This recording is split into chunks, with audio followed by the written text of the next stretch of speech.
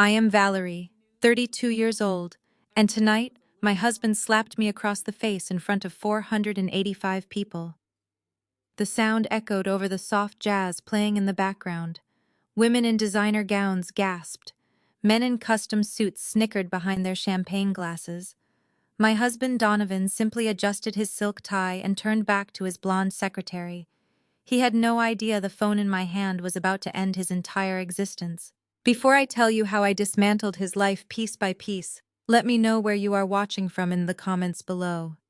Hit like and subscribe if you have ever had to stand up to people who severely underestimated your power. My father Elias built a logistics empire from the ground up. He taught me that true power never needs to announce itself. I applied his lessons to my career as a financial strategist, secretly building my own private equity firm, Apex Capital. I kept my wealth hidden because I wanted a marriage based on love. That was my biggest mistake. Donovan was a rising executive at Vanguard Innovations. Obsessed with status, his ambition morphed into pure arrogance over our 5-year marriage. As he climbed the corporate ladder, he began to resent me. He constantly told me I lacked the aggressive vision required to survive in corporate America.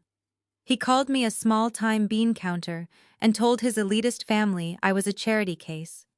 I endured his condescension because I foolishly believed my quiet support would eventually earn his respect. Tonight was the Vanguard Innovations annual gala, a celebration of the company, scoring a massive partnership. The ballroom dripped in excess. Crystal chandeliers cast a golden glow over the executives and their spouses. I wore a simple black dress standing quietly near the ice sculpture. Donovan had abandoned me the moment we walked through the doors to shake hands with the senior partners. And then there was Chelsea. Chelsea was the new 24-year-old white secretary. All evening she shadowed him. She refilled his drink, laughed too hard at his jokes, and touched his arm with a familiarity that made my stomach churn. The casual intimacy made it obvious to anyone paying attention. When Donovan moved toward the bar, Chelsea followed right on his heels. I decided it was time to establish a boundary. I walked over and placed myself next to my husband. I asked Donovan if he wanted to get some fresh air on the terrace. He sighed loudly, rolling his eyes as if my presence was an unbearable burden. Chelsea leaned against the marble bar, taking a slow sip of her champagne. She looked me up and down with a smirk. Stepping closer to Donovan, she deliberately wrapped her arm around his waist.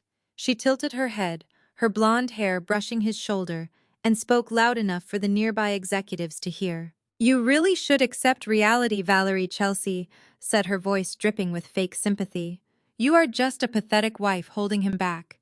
You do not belong in this world. You are embarrassing him just by standing here." The surrounding conversations stopped. People turned their heads, their eyes wide with morbid curiosity, waiting to see what the quiet, unassuming wife would do. I did not raise my voice or throw my drink. I stepped forward, closing the distance between Chelsea and myself. I looked her dead in the eye, maintaining complete emotional control. I told her to step away from my husband and remember her place as an employee. I never saw his hand move. The crack of Donovan striking my cheek sounded like a gunshot. The physical force snapped my head to the side. A sharp, stinging pain radiated across my jaw, and the metallic taste of blood instantly flooded my mouth. The entire ballroom went dead silent. 485 people stopped moving. The jazz band faltered. Then the silence broke. A few women gasped in shock, but Donovan and his arrogant colleagues actually snickered. Someone murmured that I finally got what was coming to me for causing a scene. Donovan stood over me, his eyes burning with rage. He pointed a finger at my face. "You are nothing," he hissed, his voice echoing in the quiet room. "You are a useless woman who knows nothing about success. Chelsea just helped me secure $1 million deal. She is the reason I am getting promoted. You are a parasite. Do not ever disrespect her again." Chelsea huddled behind him, playing the victim, though a triumphant smile danced on her lips. Any other woman might have broken down. Any other woman might have screamed or ran out of the building in shame. I did none of those things. I slowly turned my head back to face him. I raised my hand and carefully wiped the drop of blood from the corner of my mouth. I did not blink. I did not show an ounce of fear. I reached into my clutch and pulled out my phone. My hands were perfectly steady. I typed a single simple sentence to my father. "Dad, it is time." I hit send. I slipped the phone back into my purse and looked at Donovan. He was expecting me to cower or beg for forgiveness. Instead, I gave him a smile completely devoid of warmth. It was the smile of a predator watching its prey walk willingly into a trap. "You are absolutely right, Donovan," I said, my voice eerily calm and carrying clearly across the silent room.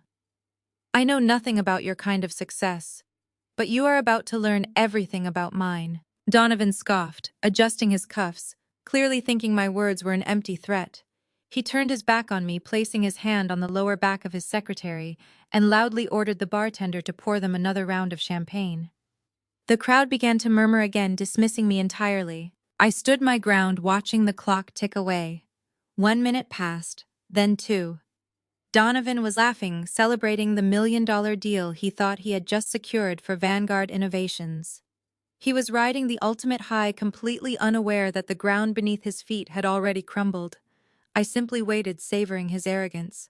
I knew something no one else in that room knew. The real power was not inside this ballroom. The real power was currently walking up the front steps of the building. And my father was not coming alone. Donovan let out a loud, sharp laugh that cut through the remaining tension in the ballroom. He turned to the nearest group of executives swirling his champagne and pointed a thumb over his shoulder in my direction. "Can you believe this woman?" he announced, his voice booming with forced amusement. "She is actually calling her father for backup. The great Elias, who hauls scrap metal out in Queens, is going to come down here in his rusty pickup truck and teach us all a lesson about corporate success." A few of the vice presidents chuckled nervously, eager to stay on. Donovan's good side, now that he had supposedly secured the Horizon deal. Chelsea giggled, leaning her head against his chest and tracing the lapel of his jacket. She whispered something in his ear, making him smirk.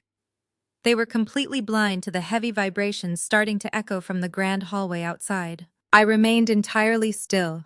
I did not fix my hair or smooth my dress. The faint red mark on my cheek was a badge of his incoming destruction. The heavy mahogany doors at the entrance of the ballroom did not just open. They burst apart with such violent force that they slammed against the marble walls. The resounding crash made several waiters drop their trays. Glass shattered across the floor, but no one dared to move to clean it up. Standing in the entryway was Elias. He was not wearing his usual faded denim work shirt or the steel-toed boots Donovan loved to mock. My father wore a midnight blue custom Brioni suit that draped flawlessly over his broad shoulders. A platinum Patek Philippe watch caught the light from the chandeliers. He radiated a cold, terrifying authority that instantly suffocated the air in the room. Flanking him were 4 massive men in dark suits, earpieces discreetly tucked into their collars. But it was the man stumbling slightly behind my father who caused the collective breath of the room to hitch. It was Marcus Thorne, the Chief Executive Officer of Vanguard Innovations. The man Donovan had been desperately trying to impress all night. Marcus was completely pale, sweating profusely and clutching a leather briefcase to his chest like a shield. The jazz band abruptly stopped playing mid-note. The ambient chatter vanished, replaced by a suffocating silence. One by one, the senior partners and board members recognized my father. Chairs scraped loudly against the floor as the highest-ranking executives in the company scrambled to their feet. Their faces were drained of color. Some of them actually bowed their heads. Donovan, however, was too drunk on his own arrogance to read the room. He did not recognize the suit or the watch. He only saw the man he had spent 5 years belittling. Donovan scoffed, shaking his head as he stepped away from Chelsea. He adjusted his jacket and walked purposefully toward the center of the room, blocking my father's path. "Elias, what are you doing here?" Donovan demanded, his tone dripping with patronizing authority. "This is a private corporate event. You cannot just barge in here wearing a rented suit and disrupt my evening. The service entrance is around back if you are looking for delivery work. I suggest you turn around right now before I have security arrest you for trespassing." The silence that followed was absolute. No one breathed. The executives watching this exchange looked at Donovan as if he had just signed his own death warrant. My father did not flinch. He did not yell. He slowly unbuttoned his suit jacket, keeping his dark, unyielding eyes fixed on Donovan. He did not even bother to address the man who had just slapped his daughter. Marcus. My father said, his voice a low, gravelly rumble that carried effortlessly across the massive ballroom. Is this the standard of professionalism Vanguard allows in its executive ranks? Before Donovan could utter another arrogant word, Vanguard's chief executive officer lunged forward. Marcus shoved Donovan with such sudden, desperate force that Donovan lost his footing and stumbled backward, crashing into a cocktail table. "Shut your mouth!" Marcus screamed, his voice cracking with pure terror. "Are you out of your mind, Donovan? Do you have any idea who you are talking to?" Donovan gripped the edge of the table to steady himself, looking completely bewildered. Sir, I am just trying to handle a domestic disturbance. This is my father-in-law, he hauls junk." "He is Elias Caldwell," Marcus yelled, pointing a trembling finger at my father. "He is the majority shareholder of the largest private equity conglomerate on the eastern seaboard. He owns the building we are standing in. He owns the bank that holds your mortgage." Donovan froze. The color drained from his face as the words finally penetrated his ego. He looked at my father, then at the terrified executive still standing at attention, then finally back at me. Chelsea, who had been watching from the bar, took a slow step backward, trying to distance herself from the man she had been clinging to just moments ago. My father stepped past the stumbling fool and walked directly toward me.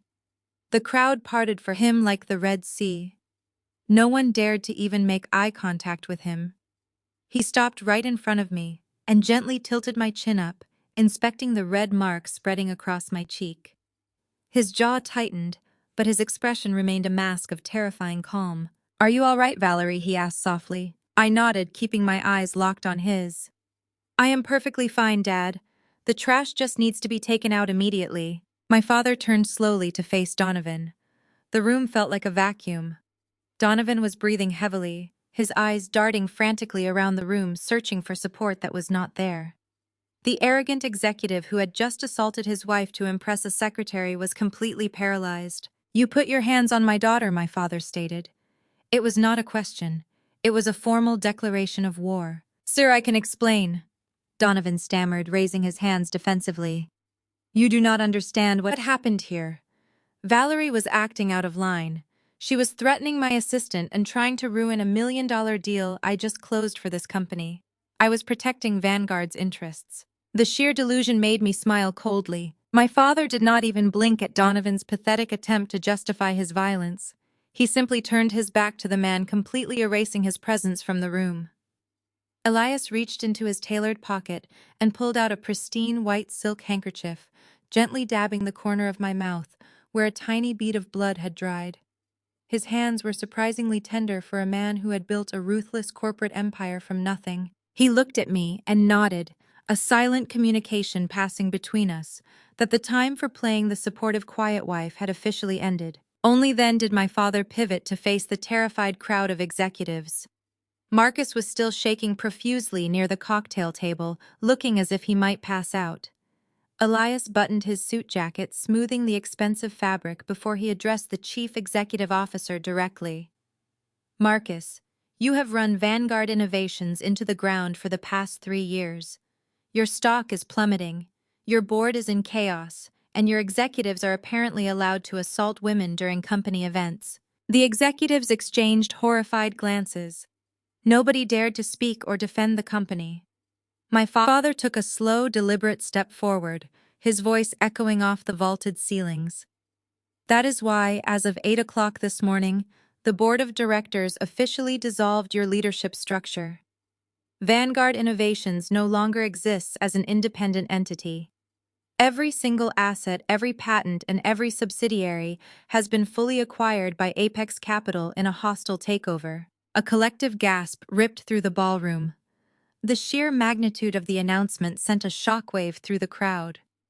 Women dropped their designer clutches, and men loosened their ties as the reality of their sudden corporate vulnerability set in.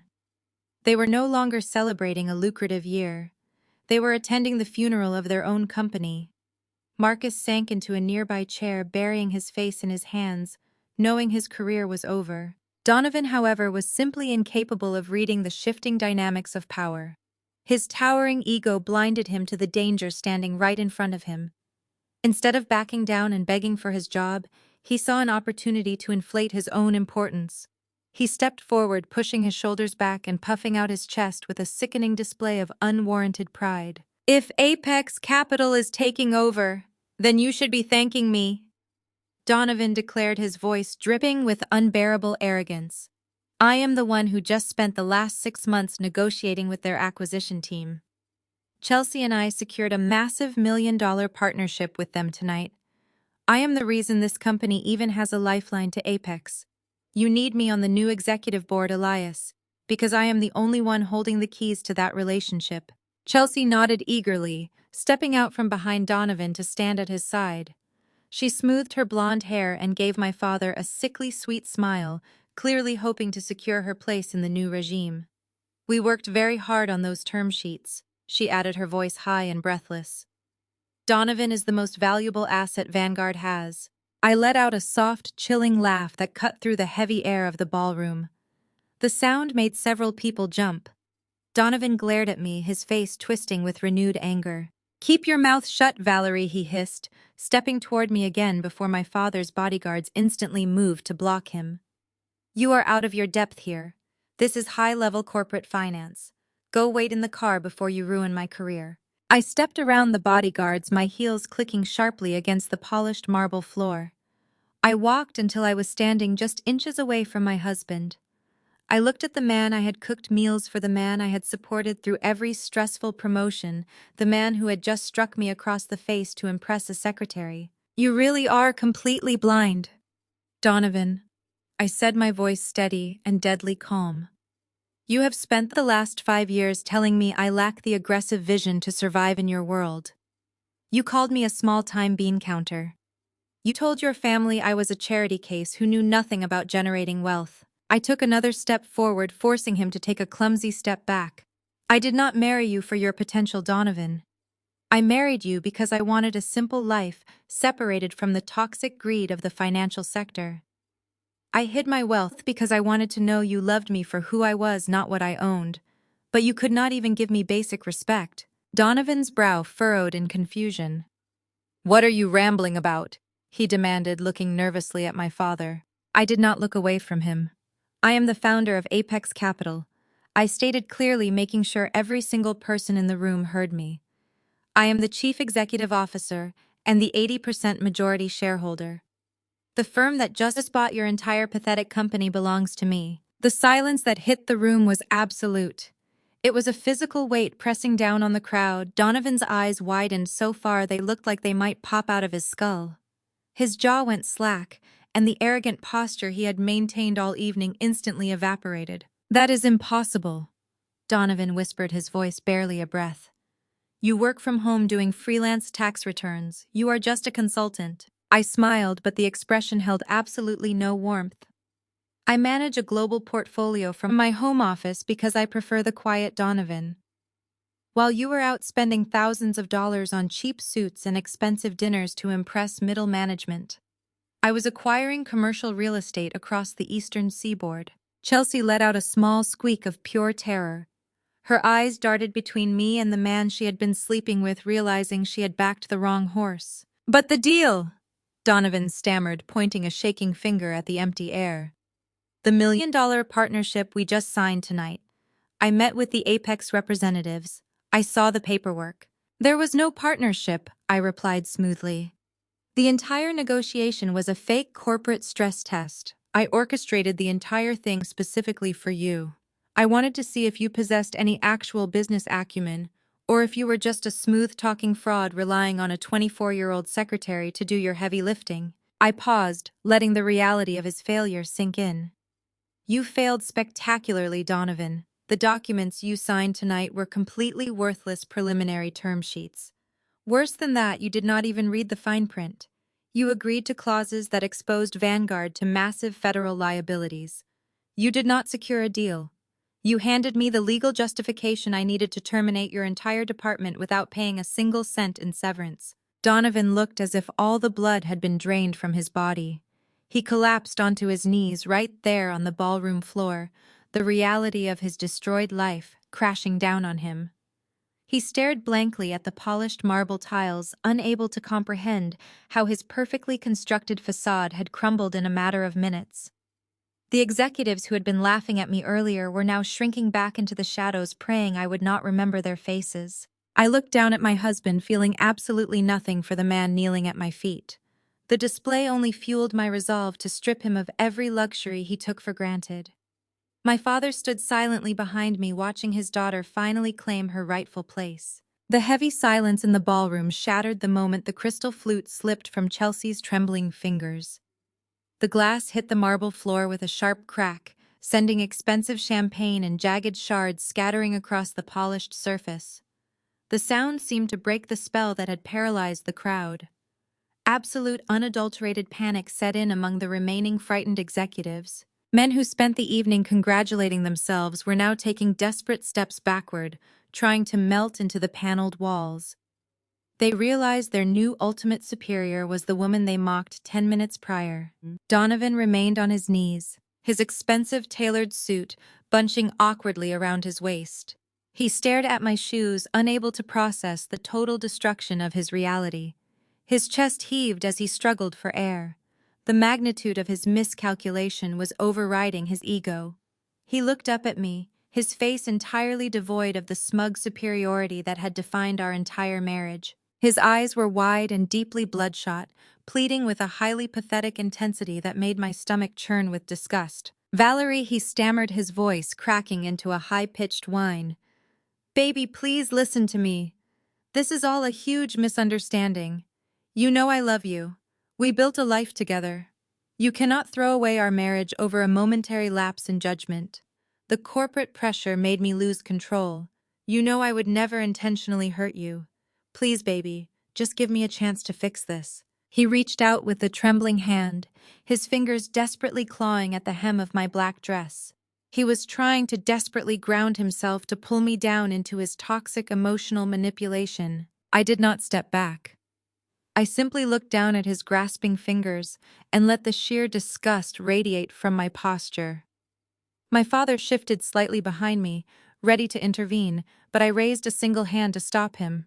I needed to handle this pathetic display myself. "Do not touch me.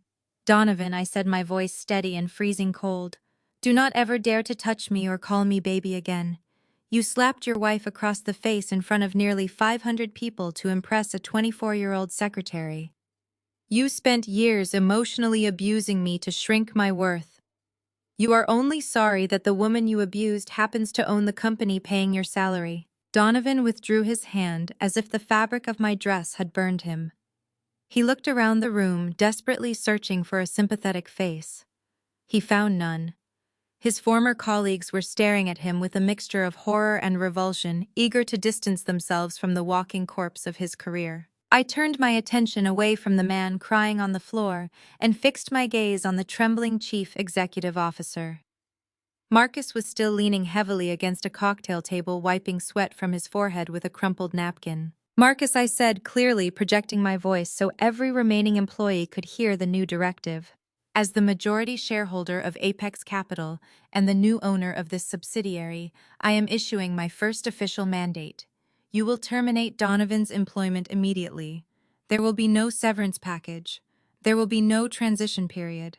Revoke his building access, cancel his corporate cards, and freeze his equity options before 10 tonight. If a single dime remains accessible to him by morning, I will hold you personally responsible." Marcus nodded frantically, nearly tripping over his own feet in his haste to comply.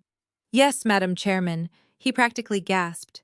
"It will be done exactly as you have instructed. Right away." "And the secretary?"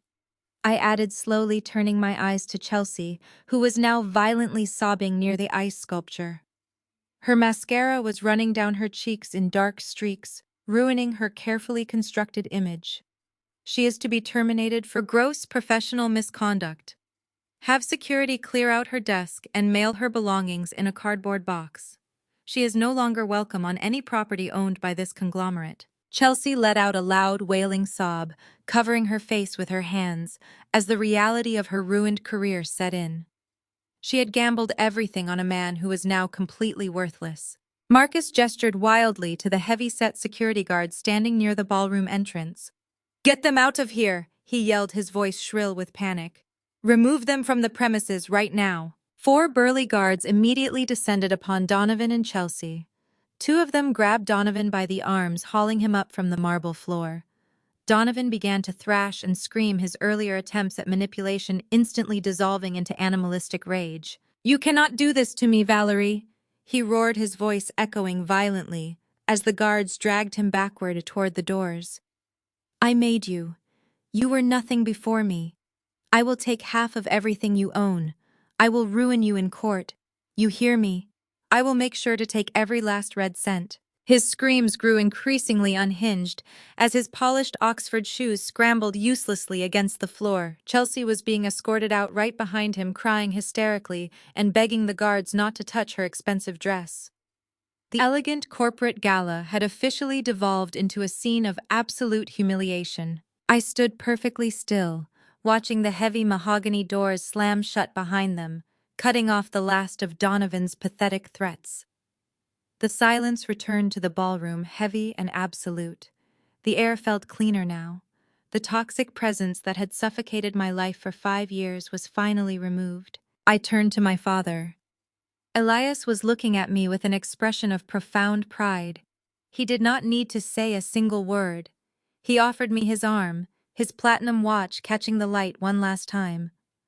I looped my arm through his, feeling the solid weight of the only man who truly protected me. We walked slowly toward the exit. The sea of terrified executives parted wide, creating a clear, unobstructed path for us to leave. No one breathed. No one whispered. They simply watched the new owner of their corporate universe walk out with absolute chilling composure, leaving the shattered wreckage of her former life scattered across the cold ballroom floor. The ride away from the gala was wrapped in a comfortable silence. My father sat beside me in the back of the armored sedan, staring out at the passing city lights. The rain had just begun to fall, leaving streaks of water across the tinted glass. I did not feel the lingering sting on my cheek anymore. I only felt the profound, weightless sensation of absolute clarity. The toxic illusion of my marriage was dead, and the surgical extraction of Donovan from my life had finally begun. My father ordered the driver to take us to my private estate. It was a sprawling modern mansion, hidden behind iron gates in an exclusive neighborhood.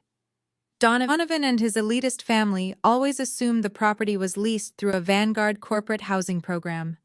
They had no idea I purchased the estate in cash 3 years ago, using my quarterly dividends from Apex Capital.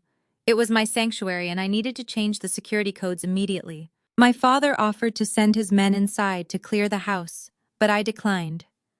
I needed to handle my own territory. The armored sedan pulled up to the circular driveway. I stepped out into the cool night air, pulling my coat tightly around my shoulders. My father's vehicle idled near the gate, watching my back as I walked up the stone steps. The moment I reached the front porch, my instincts flared. The massive oak door was pushed slightly ajar. A faint sliver of warm light spilled out onto the wet concrete. I pushed the door open and stepped into the grand foyer. The heavy sound of items being thrown and plastic ripping echoed from the main living area. I walked silently down the hallway, the thick carpet absorbing the sound of my heels. When I turned the corner into the living room, I was met with a scene of absolute chaotic disrespect. My mother-in-law, Yvonne, and my sister-in-law, Tanya, were standing in the middle of my imported rug, surrounded by heavy-duty black trash bags.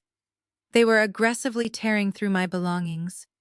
Yvonne was ripping my expensive silk dresses from their wooden hangers and stuffing them into the plastic bags like discarded rags. Tanya was standing near the fireplace, casually fastening one of my diamond tennis bracelets around her own neck. They were dismantling my home with the greedy entitlement of vultures picking at a carcass. I stood in the doorway, observing the sheer audacity of the women I had tolerated for half a decade. Yvonne was a woman utterly obsessed with social status.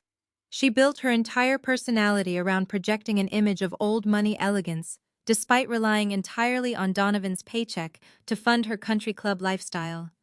Tanya was simply a younger, more venomous version of her mother. Yvonne turned around to grab another armful of my clothes and finally noticed me standing there. She did not drop the clothes. She did not look embarrassed or caught. Instead, her face twisted into a mask of pure, unadulterated rage. "You actually have the nerve to show your face here!" Yvonne shrieked, throwing my silk blouses onto the floor. "Donovan just called us. He told us everything you did at the gala tonight. He was completely devastated. He said you had a hysterical mental breakdown and deliberately sabotaged his $1 million partnership out of pure jealousy." Tanya scoffed, adjusting the clasp of my stolen necklace. "You are psychotic, Valerie. My brother was trying to elevate this family, and you humiliated him in front of his entire corporate network just because you could not handle sharing the spotlight." I did not raise my voice. I did not rush forward to snatch my belongings from their hands. I simply stood perfectly still, absorbing the pathetic, distorted reality Donovan had spun for them over the phone. He was too much of a coward to tell them the truth. He had not mentioned that Apex Capital owned his company or that I had him dragged out by security. He simply played the victim, pretending his unhinged wife ruined his big moment. "You are nothing but classless ghetto trash." Yvonne spat, taking a menacing step toward me. "I told Donovan from the very beginning that he should never have married a motherless girl from a blue-collar neighborhood. I told him that you would never be able to handle the pressure of his success. A good black woman knows how to uplift her husband. She knows how to stand behind him and elevate his status. But you are just a bitter little leech tearing down a successful man because you have no ambition of your own." The irony of her words was almost poetic. Yvonne was standing inside a mansion I owned, tearing apart clothes I bought with money I generated, lecturing me about ambition. Tanya crossed her arms, mimicking her mother's aggressive posture. "Donovan is staying at a hotel tonight because he is too traumatized to look at you," Tanya sneered. "We came here to pack up your cheap garbage. You do not deserve to live in a house that his corporate connections provided. You are going to leave tonight, and you are going to leave empty-handed." I took a slow, measured step into the room. I looked at the trash bags filled with my belongings and then locked eyes with my mother-in-law.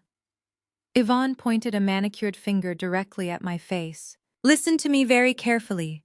Valerie, Yvonne demanded, her voice vibrating with toxic authority. "Donovan is a forgiving man. He is willing to overlook your pathetic public meltdown, but you have to make this right.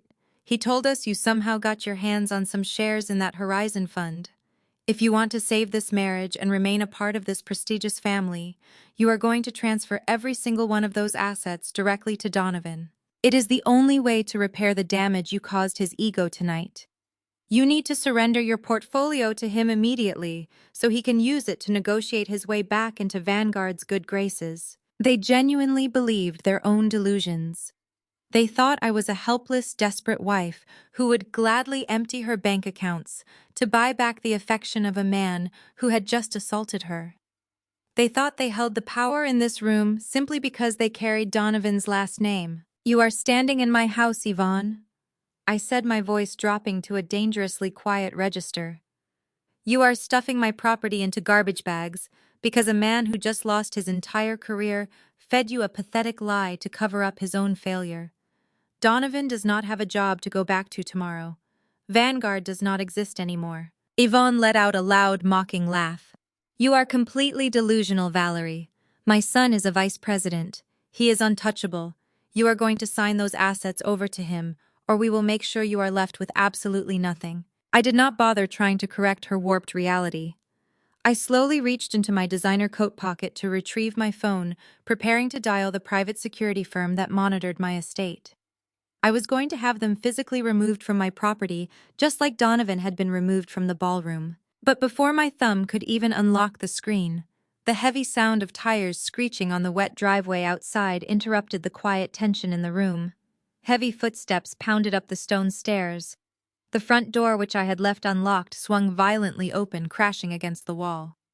The aggressive entrance announced the arrival of the one person whose arrogance easily rivaled Yvonne. The heavy footsteps pounded up the stone stairs, moving with an erratic, angry energy that completely ignored the quiet elegance of my neighborhood. The front door, which I had left ajar after discovering the intrusion, was kicked wide open. It banged violently against the custom drywall, leaving a deep visible dent. Standing in the entryway, breathing heavily, and shaking rain from his expensive trench coat, was Trent. He was Tanya's husband, a man who embodied the worst kind of corporate entitlement. Trent was a struggling tech entrepreneur who constantly used Donovan's executive connections to secure meetings he never actually deserved. He walked into my living room, tracking wet, muddy footprints across the imported silk rug that his wife and mother-in-law were currently trying to pack into garbage bags. Trent did not apologize for the intrusion or the mess. He surveyed the chaotic room, looking at the scattered designer clothes and the heavy trash bags. Then he looked at me, his pale face twisting into a condescending smirk. He walked over to Tanya, pressing a kiss to her forehead before turning his full attention to me. He slipped his hands into his pockets, adopting the relaxed, patronizing posture of a man preparing to lecture a child. "Valerie, we need to have a serious conversation." Trent began, his voice dripping with unbearable arrogance.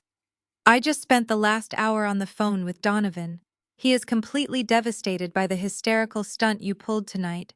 You have severely jeopardized his professional standing, and frankly, you have embarrassed this entire family. I came over here to help you understand the gravity of your emotional outburst and to offer a logical solution before you ruin your own life completely." I did not say a word. I simply watched him pace across my living room floor, marveling at the sheer audacity of this mediocre white man standing in my house, telling me how to manage my behavior. Yvonne and Tanya stood behind him, nodding eagerly, finally feeling validated now that a man had arrived to take control of the narrative. "Look, Valerie, I know you are upset," Trent continued, gesturing broadly with his hands as if delivering a keynote presentation to an audience of slow learners. Finding out about a minor workplace indiscretion is difficult for any wife to process. But running a global financial conglomerate requires a level of masculine vision and ruthless corporate acumen that you simply do not possess. Apex Capital is a shark tank. You cannot just stumble into a majority shareholder position and expect to survive the fiscal quarter without proper executive leadership. Trent stopped pacing and stood directly in front of me, leaning forward to invade my personal space. He lowered his voice, trying to sound reasonable and authoritative. "You are letting your female emotions blind your financial judgment. Donovan is a seasoned vice president. He understands market volatility and stakeholder management. You need to fix the public relations nightmare you caused tonight by officially transferring your voting rights and your equity options over to him immediately. It is the only logical way to protect the assets and save your marriage. If you step down quietly and let him take the reins," Trent argued, "we can spin this entire gala disaster as a simple miscommunication.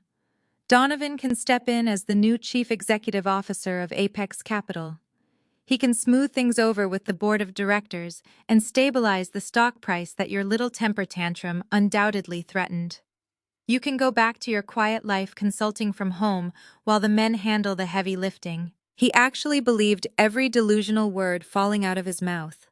He sincerely thought I was a clueless, lucky housewife who had accidentally stumbled into a multi-billion-dollar financial empire. He saw my silence not as calculated restraint, but as submission. Yvonne chimed in from the background, agreeing loudly with her son-in-law. She praised his business sense and demanded I listen to his superior logic. Trent was visibly emboldened by Yvonne's praise. He puffed out his chest, straightening his expensive tie. "You really need to understand the larger ecosystem here, Valerie. You are messing with high-level capital structures that impact all of us. For example, my own tech startup is finalizing a massive series of funding round tonight. We are scheduled to receive a $5 million seed funding wire transfer from Apex Capital at exactly midnight." He grinned, flashing a set of bright veneers. "That capital injection is going to completely revolutionize my platform and cement this family's wealth for generations to come. Donovan helped me secure that pitch because he understands the value of synergy. We are building an empire together. If you retain control of Apex, your emotional instability could jeopardize future disbursements. I cannot allow a scorned housewife to mismanage the fund that is backing my technological vision." Tanya stepped up beside her husband, wrapping her arms around his bicep and looking at me with pure triumph. Trent is going to be the next major player in Silicon Valley. She boasted, her voice shrill and grating. His app is going to change the entire market. You are just jealous because your own husband was tired of looking at your plain face. You need to sign those transfer papers right now and get out of our way before you drag all of us down with your incompetence. I let them finish their pathetic overlapping monologues. I absorbed every insult, every condescending remark, and every arrogant assumption. Trent was staring at me, waiting for me to collapse under the weight of his supposed intellectual superiority. He checked his watch, tapping the glass face with his index finger. It was 11:30 at night. He was eagerly counting down the minutes until midnight, when he believed he would officially become a millionaire. I did not scream. I did not cry. I did not bother trying to explain the basic principles of corporate law to a man whose entire business model was built on blatant plagiarism and pathetic nepotism. I just stood there and smiled calmly at his unbelievable ignorance. It was the exact same freezing, predatory smile I had given Donovan right before I dismantled his career at the gala. The arrogant tech bro had just handed me the exact weapon I needed to destroy him before the sun came up tomorrow morning. I let the heavy silence stretch across my living room, allowing the sheer weight of Trent's unearned confidence to settle over us. He was still tapping his luxury watch, completely oblivious to the fact that he was standing in the presence of the very entity he was trying to manipulate. Yvonne and Tanya were practically vibrating with smug satisfaction, waiting for me to break down and surrender my assets to a man who had just assaulted me. I wanted him to fully bask in his own ignorance before I ripped the floor out from under his carefully constructed life. Instead of crying, I slowly walked over to my leather sofa and retrieved my titanium-encrypted tablet from my briefcase. I did not say a word as I tapped the screen, letting the biometric scanner verify my fingerprint. Trent let out a heavy sigh, shaking his head as if he was dealing with an incredibly stubborn toddler. He told me that checking my bank account would not change the reality of corporate law and that I needed to call Donovan to beg for his forgiveness before the clock struck midnight. I ignored his pathetic drone and synced my tablet directly to the massive 85-inch smart television mounted above my fireplace. The screen flickered for a brief second before the custom Apex Capital Master executive dashboard illuminated the entire room. The interface was undeniably authentic, bearing the high-level encryption watermarks and live global market trackers that only a senior board member could access. Trent's patronizing smirk instantly vanished. He took a tentative step toward the television, his eyes darting across the complex financial metrics streaming in real time. Yvonne and Tanya stopped their frantic packing, their hands freezing mid-air as they stared at the screen in pure confusion. They did not understand the shifting numbers, but they understood the heavily guarded Apex Capital logo glowing in the center of the display. I calmly navigated through the private equity portal, bypassing advanced firewalls, with a few deliberate taps, until I reached the pending disbursements queue. I selected a specific holding account and projected the details onto the large screen so there could be no misunderstandings. There in bold green letters was a pending seed funding wire transfer scheduled for exactly midnight. The amount was precisely $5 million. The recipient listed was Trent's tech startup. The authorization signature required to release the funds simply read Valerie Caldwell, founder and majority shareholder. Trent stopped breathing. All the color violently drained from his pale face, leaving him looking like a ghost standing in my living room. His eyes, wide with absolute horror, slowly shifted from the television screen back to me. "You are the silent partner," he whispered, his voice entirely stripped of its former arrogance. "You are the phantom investor Donovan pitched my company to." I looked at him with an expression of complete apathy. "I am the only investor, Trent," I said, my voice steady and deadly calm. "Donovan did not secure this funding because of his brilliant networking skills. He brought your business plan to me begging for a family favor because every legitimate venture capital firm in Silicon Valley had already rejected your pitch. I approved the preliminary seed round as a courtesy to my husband because I wanted to support my extended family. But I never invest blindly without doing my own due diligence. I ordered my cybersecurity team to run a deep forensic diagnostic on your proprietary software last week. I took a slow step toward him, watching the tall man physically shrink under my unyielding gaze. My team discovered that your supposedly revolutionary algorithm was ripped directly from an open-source database. You did not write a single line of original code. Your user engagement metrics are artificially inflated by offshore bot farms, and your revenue projections are a complete fabrication. You are not a visionary tech founder, Trent. You are a fraud trying to scam my company out of $5 million to fund a lifestyle you have not earned. Trent could not even look at his wife. He was paralyzed, staring at the pending wire transfer that represented his only lifeline. His company was drowning in insurmountable debt. He had leveraged everything he owned based on the strict promise of this midnight deposit. If the funds did not clear, he would default on his commercial leases by tomorrow morning. He would face total bankruptcy and potential federal charges for defrauding private investors. He tried to reach out to me, his hands trembling violently as he realized the magnitude of his absolute failure. The walls of his fake empire were closing in on him. "Valerie, please," Trent begged, dropping the patronizing tone entirely. "You cannot do this to me. I have vendors waiting for payment. I have payroll due tomorrow. If you pull this funding, my company will collapse overnight.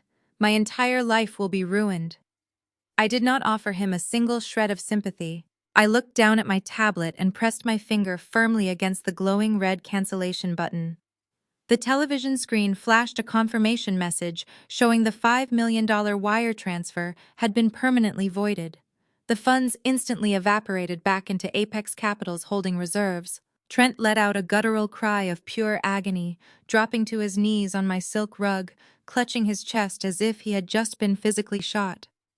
The realization that his entire future had just been erased in a matter of seconds completely broke his spirit. Tanya began to scream hysterically, demanding to know how he could let this happen to them. Yvonne was shaking violently, her entire worldview shattering as she realized the quiet daughter-in-law she had abused for 5 years held absolute financial control over their entire bloodline. I watched them scramble with a cold detachment, feeling absolutely no remorse for the swift justice I just delivered. "You packed your bags early," I said, turning my freezing gaze toward Yvonne and my sister-in-law. "Now it is time for you to take out the trash. Get out of my house right now." The three of them scrambled like terrified rats. Yvonne tried to grab one of the trash bags filled with my designer clothes, but I stepped hard on the plastic, pinning it to the floor. "Leave my property exactly where it is," I commanded, my tone leaving zero room for negotiation. "I am activating the perimeter alarm in exactly 60 seconds. Anyone still standing inside my foyer when the police arrive will be arrested for trespassing and attempted burglary." They stumbled blindly out into the freezing rain, the heavy oak door slamming shut behind them. I did not say a single word as the echo of Trent's patronizing lecture faded into the high ceilings of my living room. He stood there with his chest puffed out, fully expecting me to crumble under his supposed intellectual dominance. Yvonne and Tanya watched me with identical expressions of greedy anticipation, ready to snatch the remaining shreds of my dignity instead of weeping or begging. I calmly turned my back on them and walked over to my modern leather sofa. I reached into my structured briefcase and pulled out my encrypted titanium tablet. The sleek metal felt cool and solid in my hands, grounding me in the absolute reality of my power. Trent let out a loud, exasperated sigh, crossing his arms over his chest, as if my silence was merely a delay in his inevitable victory. He told me to stop stalling and make the transfer. He muttered something to Tanya about female stubbornness, ruining corporate efficiency.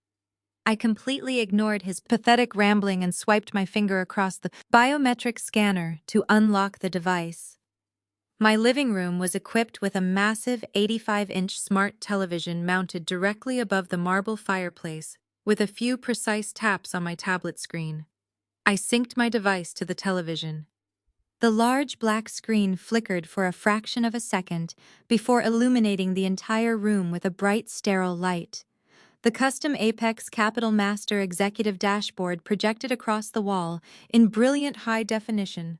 The interface was undeniably authentic, displaying live, global market trackers, highly classified portfolio metrics, and shifting financial charts, that only a senior board member could access. Trent's arrogant smirk vanished the very second his eyes registered the heavily guarded Apex Capital logo glowing in the center of the display. He took a slow, tentative step toward the television, his pale face reflecting the harsh light of the screen. Yvonne and Tanya stopped their triumphant whispering. Their hands froze midway through, folding my stolen designer clothes. They did not understand the complex financial algorithms scrolling across the screen, but they absolutely recognized the corporate branding of the conglomerate that had just swallowed Vanguard's entire existence. I slowly navigated through the restricted private equity portal, bypassing advanced firewall security protocols with practiced ease. The room was completely silent, except for the soft, deliberate tapping of my fingernails against the glass screen I opened, the pending corporate disbursements queue, and isolated a specific holding account. I expanded the transaction details, projecting them in bold, massive letters across the television, so there could be zero room for misinterpretation or denial there. In glaring green text was a pending seed funding wire transfer scheduled to be executed at exactly midnight. The specified amount was precisely $5 million. The receiving entity listed on the formal routing document was Trent's struggling technology startup, the final authorization signature required to release the life-changing funds. Simply read, Valerie Caldwell, founder and majority shareholder. Trent stopped breathing, every single drop of blood violently drained from his face, leaving his skin looking like wet ash. His eyes were stretched wide with absolute, unadulterated horror as they shifted slowly from the glowing television screen back to me. His jaw hung slack, his previous bravado completely eviscerated by the digital proof of my supremacy. You are the silent partner. Trent whispered, his voice entirely stripped of its former condescension. You are the phantom private investor Donovan pitched my entire company to. I looked at him with an expression of freezing apathy. Trent, I said, my voice steady and deadly calm, echoing through the quiet room. Donovan did not secure this preliminary funding because of his brilliant executive networking skills or your supposedly masculine vision. He brought your desperate business plan to me begging for a personal family favor because every legitimate venture capital firm in Silicon Valley had already rejected your pitch. I initially approved the preliminary seed round as a courtesy to my husband because I genuinely wanted to support my extended family. But I never invest a single dime blindly, without conducting my own rigorous independent due diligence. I took a slow, deliberate step toward him, watching the tall, arrogant man physically shrink under my unyielding gaze. My corporate cybersecurity team ran a deep forensic diagnostic on your proprietary software last week, Trent. They dismantled your entire platform line by line. We discovered that your supposedly revolutionary code was ripped directly from a public open-source database. You did not write a single original sequence. Your user engagement metrics are artificially inflated by cheap offshore bot farms, and your future revenue projections are a complete fraudulent fabrication. Trent could not even look at his wife. He was completely paralyzed, staring at the pending wire transfer that represented his only lifeline to financial survival. His fraudulent company was drowning in insurmountable debt. He had illegally leveraged everything he owned based on the strict guarantee of this midnight deposit. If the funds did not clear his corporate accounts, he would default on his commercial leases by tomorrow morning. He would face total bankruptcy and inevitable federal charges for deliberately defrauding private investors. He reached out to me, his hands trembling violently as he finally realized the catastrophic magnitude of his absolute failure. Valerie, please, Trent begged, dropping the patronizing tone entirely and shifting into sheer desperation. You cannot do this to me. I have vendors waiting for immediate payment. I have employee payroll due tomorrow afternoon. If you pull this seed funding, my company will collapse overnight. My entire life will be completely ruined. I did not offer him a single shred of sympathy or grace. I looked down at my tablet and pressed my finger firmly against the glowing red cancellation button. The massive television screen flashed a bright warning before displaying a final confirmation message. The $5 million wire transfer had been permanently voided. the funds instantly evaporated back into Apex Capital's heavily guarded holding reserves, erasing Trent's entire future in a matter of milliseconds. Trent let out a guttural, agonizing cry, dropping heavily to his knees on the rug. Tanya screamed, dropping my jewelry. Yvonne shook violently, realizing I held absolute financial control over their bloodline. "You packed your garbage bags early," I said, turning my freezing gaze toward them. "Now it is time for you to take out the trash. Get out of my house right now." They stumbled blindly toward the door, fleeing out into the freezing, pouring rain tonight and forever. I did not waste a breath arguing with the man sitting across the desk. Donovan leaned back in his executive chair, crossing his arms with a deeply satisfied smirk plastered across his face. His union representative, a nervous man in a cheap brown suit, shifted uncomfortably beside him, but Donovan felt utterly invincible. He honestly believed his employment contract and its absurd $3 million severance loophole had cornered me into a public relations nightmare. Chelsea stood behind his chair, tracing the edge of the mahogany desk, looking at me with a triumphant glare. They thought they had outsmarted a private equity titan with a technicality hidden in middle management paperwork. I let his foolish, arrogant smile linger for exactly 10 seconds. I wanted him to fully savor the absolute peak of his false victory before I pushed him over the edge into a federal prison cell. I did not raise my voice or show a fraction of frustration. I simply turned my head toward the frosted glass doors of the vice presidential suite and gave a single subtle nod to the security detail waiting in the hallway. The heavy doors swung open. A team of 4 independent forensic auditors walked into the office. They wore sharp gray suits and carried heavy reinforced banker's boxes filled with thousands of pages of financial records. The union representative immediately sat up straight, his eyes darting between the serious men entering the room and the sudden shift in my posture. Donovan's smirk faltered slightly, but he desperately tried to maintain his composed facade. I stepped forward and gestured for the lead auditor to approach the desk.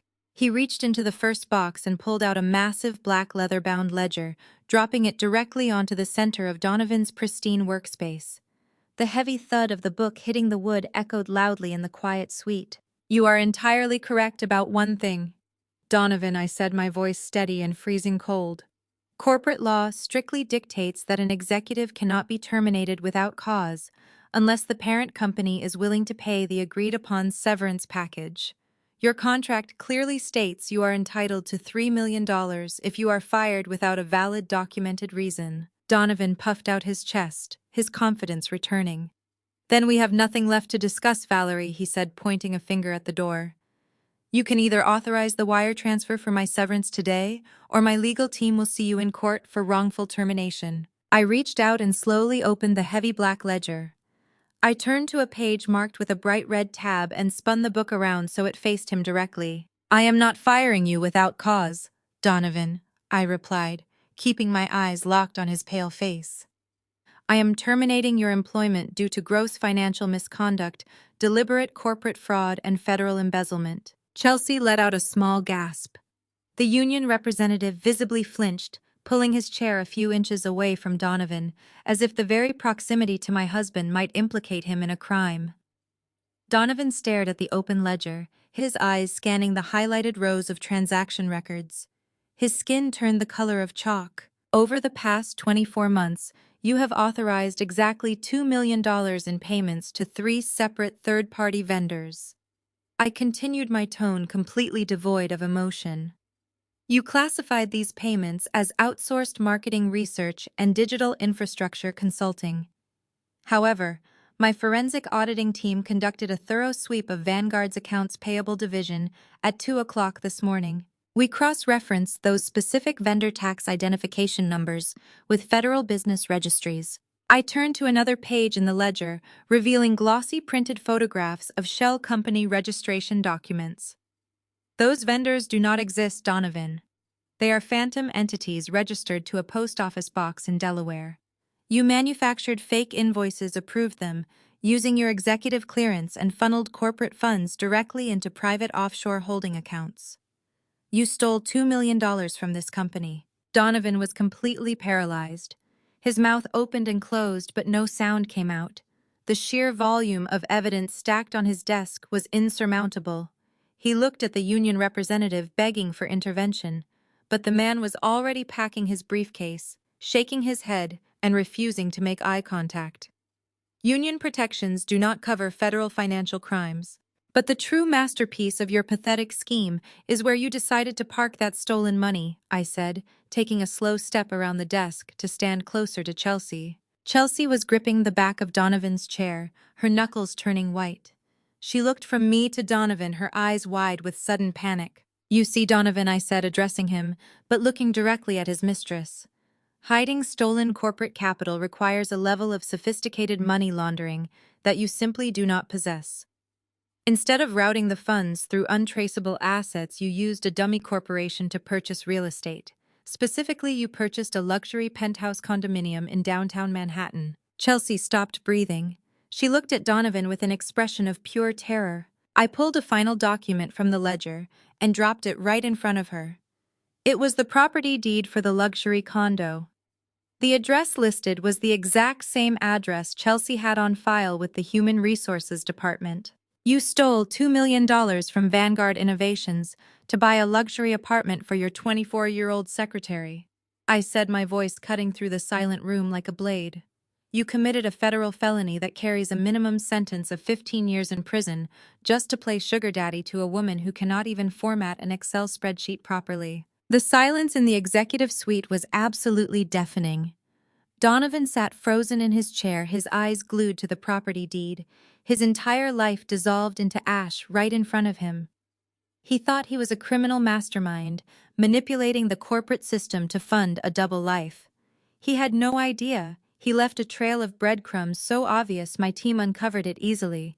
I looked down at my cheating husband, watching the final remaining shreds of his pathetic ego evaporate into absolute nothingness. He was not a powerful corporate executive demanding a massive payout anymore. He was just a terrified, desperate thief waiting for the armed federal authorities to arrive. Chelsea stared at the heavy parchment paper of the property deed resting on the polished mahogany desk, her hands trembling so violently that the gold bracelets on her wrists clinked together.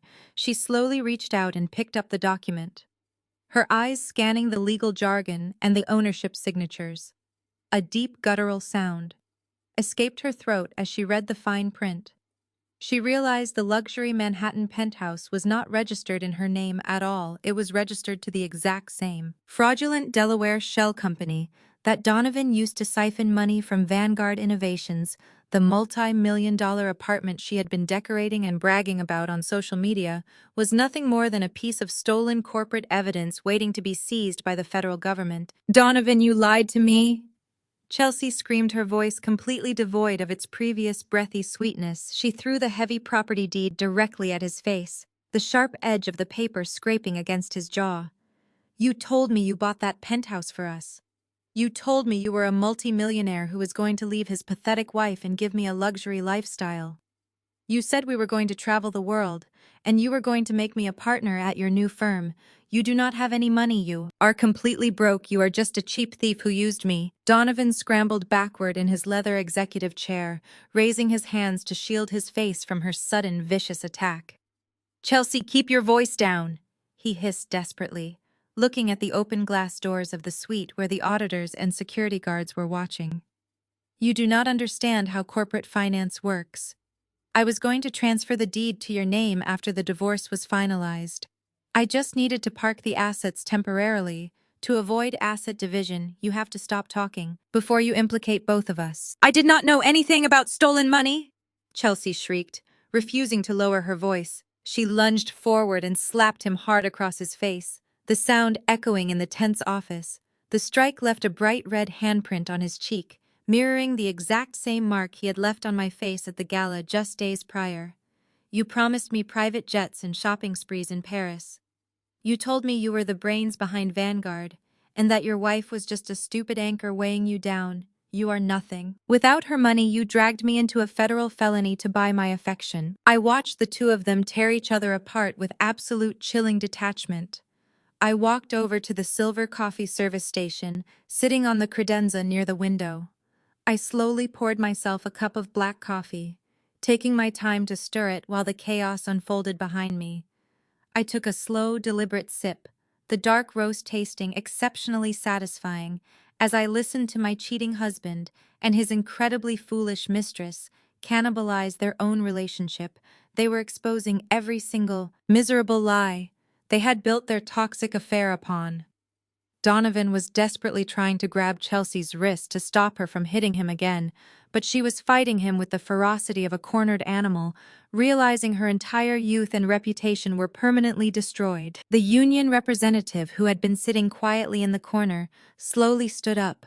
He did not say a word to Donovan.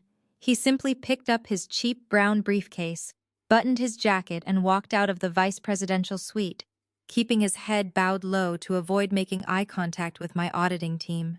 He knew a sinking ship when he saw one, and Donovan's career was currently resting at the bottom of the ocean. "Valerie, please tell her to stop," Donovan pleaded, looking at me through the gap in the struggling bodies, his voice cracking with pure, pathetic desperation. "Tell her I was going to take care of her. Tell her this is just a temporary setback. We can still fix this if you just let me access my retirement accounts to cover the missing funds. I can pay," looking at him over the rim of the porcelain cup. "I do not negotiate with embezzlers." "Donovan," I said, my voice steady and completely void of sympathy, "and you do not have any retirement accounts left. My auditing team froze your entire portfolio the second we uncovered the fake invoices. Your assets now belong to Apex Capital to cover the massive damages and legal fees associated with your fraudulent behavior. You are leaving this building with absolutely nothing but the suit on your back." Before Donovan could process the total annihilation of his finances, the heavy glass doors of the suite opened wider. Two uniformed officers from the Federal Financial Crimes Division walked into the office, flanked by my personal security detail. The officers wore stern, unyielding expressions, their hands resting near their utility belts as they assessed the violent screaming match happening behind the executive desk. Donovan Caldwell, one of the officers, announced, his deep voice cutting through Chelsea's hysterical sobbing. "Step away from the desk and place your hands behind your back. You are being placed under arrest for corporate embezzlement, wire fraud, and grand larceny against Vanguard Innovations." Donovan collapsed onto his knees for the second time this week. Holding his hands up in total surrender, the officers moved in swiftly, securing cold steel handcuffs around his wrists, clicking them tightly into place. He looked completely hollowed out, a pathetic shadow of the arrogant vice president who used to dictate my schedule and criticize my ambition. Chelsea backed away against the floor-to-ceiling windows, breathing heavily, thinking she had somehow escaped the severe consequences of her involvement simply because she was yelling at the man who manipulated her. "Officer, I am the victim here," Chelsea cried, wiping her running mascara and pointing an accusing finger at Donovan. "I am just an administrative assistant. He forced me into signing those vendor documents. He told me it was standard operating procedure for executive accounts. I had absolutely no idea the money was stolen. You have to let me go immediately." I set my coffee cup down on the desk, the ceramic clinking softly against the polished wood. I looked at the federal officers and nodded toward the crying secretary. "She is the primary signatory on the lease agreement for the fraudulent shell company." I stated clearly. She also knowingly accepted stolen corporate funds to furnish the apartment and finance her personal luxury travel expenses. My legal team has already forwarded all of her internal email communications regarding the fake vendors directly to your department. She is a fully aware co-conspirator in this federal crime." Chelsea let out a blood-curdling scream as the second officer grabbed her arms and wrenched them behind her back, securing another set of handcuffs around her delicate wrists. She thrashed and kicked, cursing my name and calling me every vile insult she could formulate through her panic. The officers completely ignored her frantic tantrums and hauled both of them toward the door. I stood perfectly still in the center of the executive suite, watching the police drag my cheating husband and his arrogant mistress out of the building, their matching handcuffs gleaming in the harsh fluorescent lighting of the corporate hallway. They were paraded past dozens of Vanguard employees who stood by their cubicles watching the epic downfall of the man who had terrorized their department for years. I reclaimed the vice presidential suite, brushing a speck of dust from the desk fully, prepared to face the next miserable member of his family who dared to challenge my empire. The heavy steel doors of the federal holding facility slammed shut behind Donovan as he stepped out into the freezing New York rain. He had spent 48 hours in a dark concrete cell stripped of his tailored suit and his arrogant pride. His expensive lawyer barely managed to post his bail. Donovan pulled his thin jacket tightly around his shivering shoulders. He expected to slink away into total obscurity, but a sleek black town car flashed its bright headlights. The passenger window slowly rolled down, revealing Trent's pale, stressed face peering out from the dark interior. "Get in the car," Trent demanded, his voice tight with an extremely anxious, frantic energy. "We have a massive problem and we need to handle it right now." Donovan slid into the cold leather seat, wiping freezing rain from his bruised face. He looked at his brother-in-law, realizing Trent looked just as thoroughly destroyed as he did. Trent's bloodshot eyes stared blankly as he gripped the steering wheel. His tech startup had officially defaulted on its commercial leases after the wire transfer failed to clear his entire fraudulent business model. Completely collapsed, and furious investors were preparing massive civil lawsuits. "Valerie ruined both of us," Trent hissed, slamming his fist violently against the dashboard. "She completely humiliated you and entirely bankrupted my future. But I am not going to just let a vindictive woman destroy my empire. We are going to hit her back where it actually hurts her fragile corporate reputation." Donovan let out a pathetic, hollow laugh, shaking his head in total defeat. "She owns Apex Capital, Trent. She has billions of dollars and ruthless federal lawyers. What exactly can we do to her? She had me arrested for embezzlement. We have no leverage left." Trent pulled a thick manila folder, dropping it onto Donovan's lap. "We do not need financial leverage," he explained, a malicious smile spreading.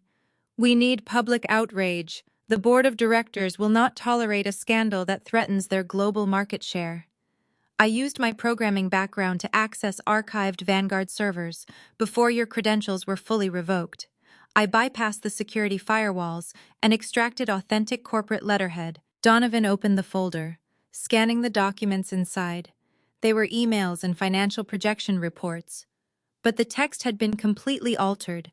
Trent had skillfully forged digital signatures, manipulating timestamps to create a fabricated paper trail that painted Valerie as a corrupt, spoiled nepotism baby who used her father's logistics fortune to engage in illegal insider trading.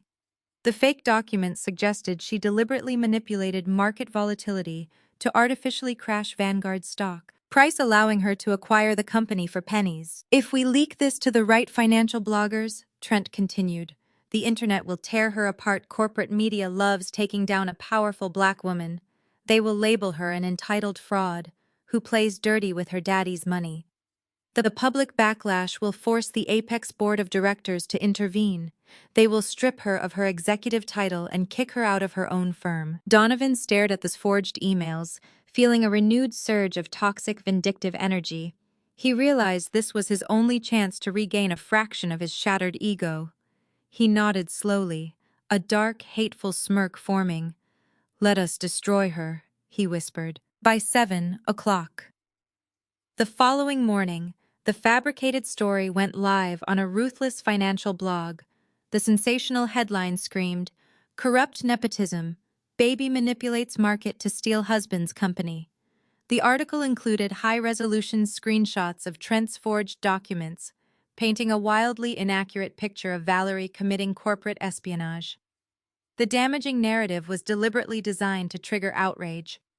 Within minutes, the article was trending across all social media. Independent analysts who thrived on corporate scandal began demanding immediate federal investigations into Apex Capital's controversial acquisition of Vanguard. I sat behind my massive mahogany desk, calmly watching the chaos unfold on my multiple monitors.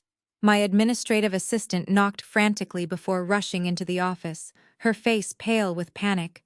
The corporate switchboard was overwhelmed with calls from angry shareholders and aggressive journalists, demanding immediate statements.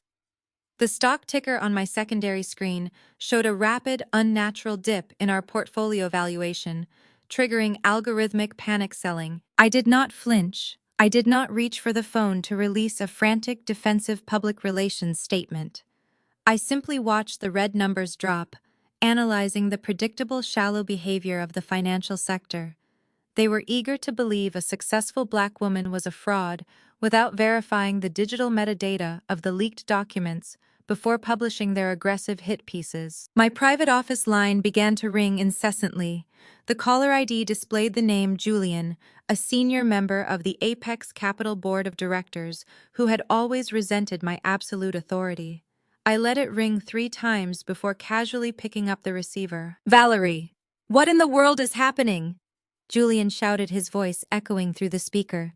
"We are bleeding millions of dollars in market capitalization every single hour because of this ridiculous media circus. Major investors are threatening to pull their financial backing. You are a massive liability to this firm right now." I leaned back in my leather chair, crossing my legs, keeping my breathing perfectly measured. "The documents are blatant forgeries," Julian, I stated clearly. "They were fabricated by a desperate man trying to avoid bankruptcy. My cybersecurity team is tracking the IP address." Julian scoffed loudly, unconvinced by my calm logic. "The origin does not matter right now. Valerie, perception is reality in this highly volatile business. The public firmly believes you are a corrupt nepotism baby, playing dirty games with our assets. The board of directors is holding an emergency meeting in exactly 1 hour. If you cannot provide concrete proof that clears your name, we will initiate a formal vote of no confidence, removing you from the executive board before the market closes today." He slammed the phone down, terminating the connection. I sat in the quiet suite listening to the dial tone, knowing well that Julian and the dissenting board members had been waiting for an excuse to overthrow me. They thought the media storm handed them the perfect weapon to break my absolute control. I stood from my desk, smoothing my tailored jacket, preparing to walk into a room full of men who desperately wanted to see me fail.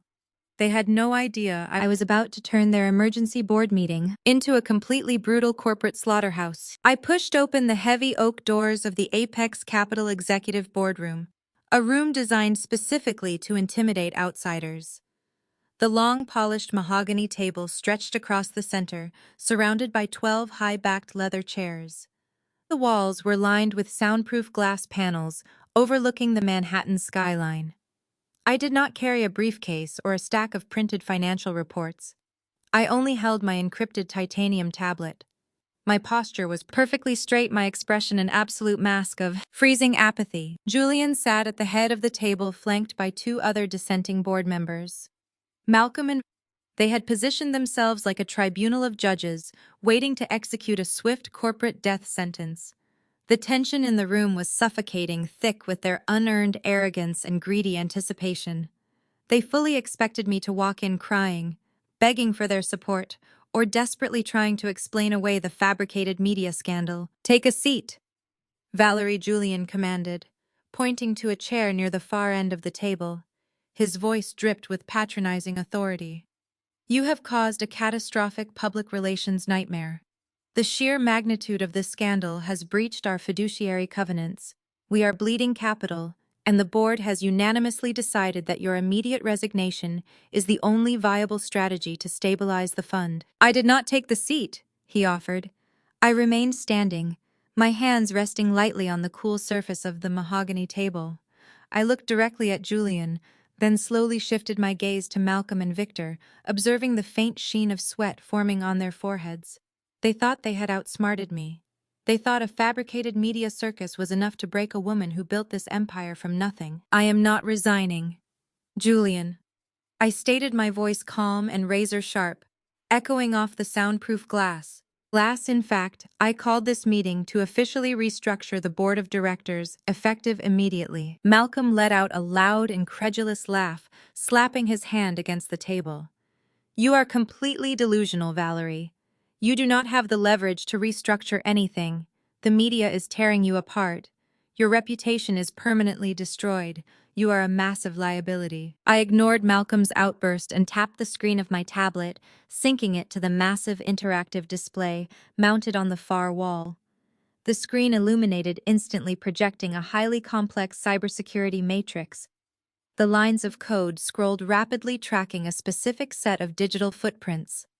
The three men stopped laughing, their eyes darting toward the screen in confusion. You based your entire pathetic coup on a series of forged documents leaked to a low-tier financial blog, I explained.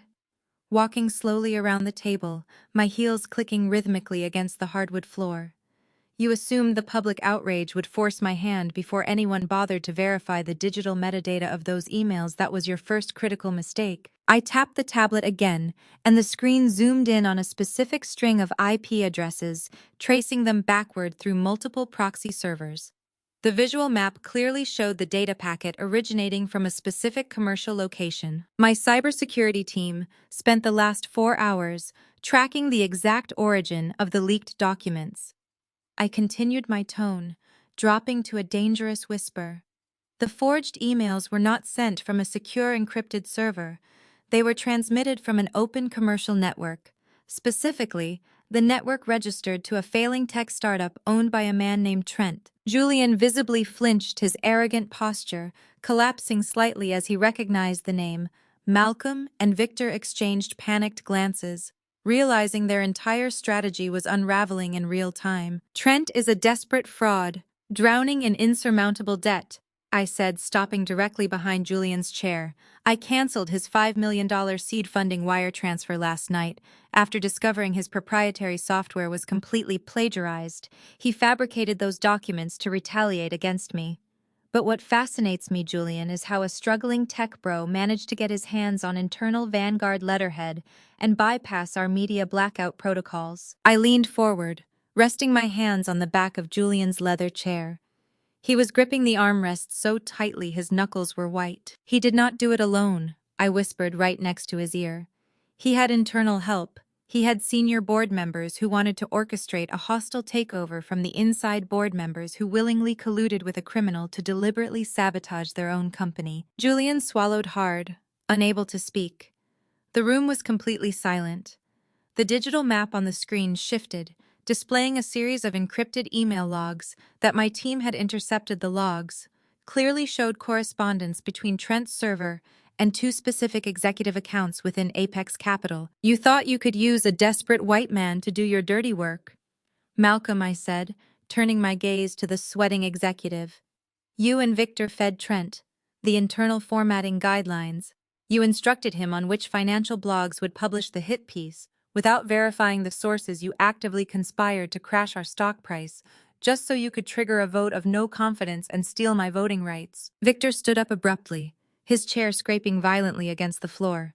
Valerie, this is an absurd accusation. You are violating our privacy by accessing those internal logs. This is highly illegal. I laughed, a cold, sharp sound that made Victor freeze. I own this network. Victor, your privacy does not exist when you use company servers to commit corporate espionage. You deliberately defrauded our investors to orchestrate a boardroom coup. You committed a federal financial crime. I walked back to the head of the table, facing the three men who thought they could break me. I did not raise my voice, but the sheer weight of my authority crushed whatever remaining defiance they held. Malcolm and Victor, you are both officially terminated from the board of directors. I commanded, my voice carrying the absolute finality of an executioner. You will surrender your security badges and your executive laptops immediately. You will sign a non-disclosure agreement and walk out of this building quietly. If you attempt to fight this termination, I will hand these server logs directly to the Securities and Exchange Commission, and you will both face federal prison sentences for market manipulation. Malcolm sank back into his chair, totally defeated. Victor stared at the table, unable to formulate a single word of defense. They knew they were completely destroyed. I turned my attention back to Julian, who was sitting perfectly still, trying to salvage his own position. Julian, I said slowly, you are going to call a press conference in exactly 1 hour. You are going to publicly state that the leaked documents were a sophisticated hoax perpetrated by a disgruntled former employee.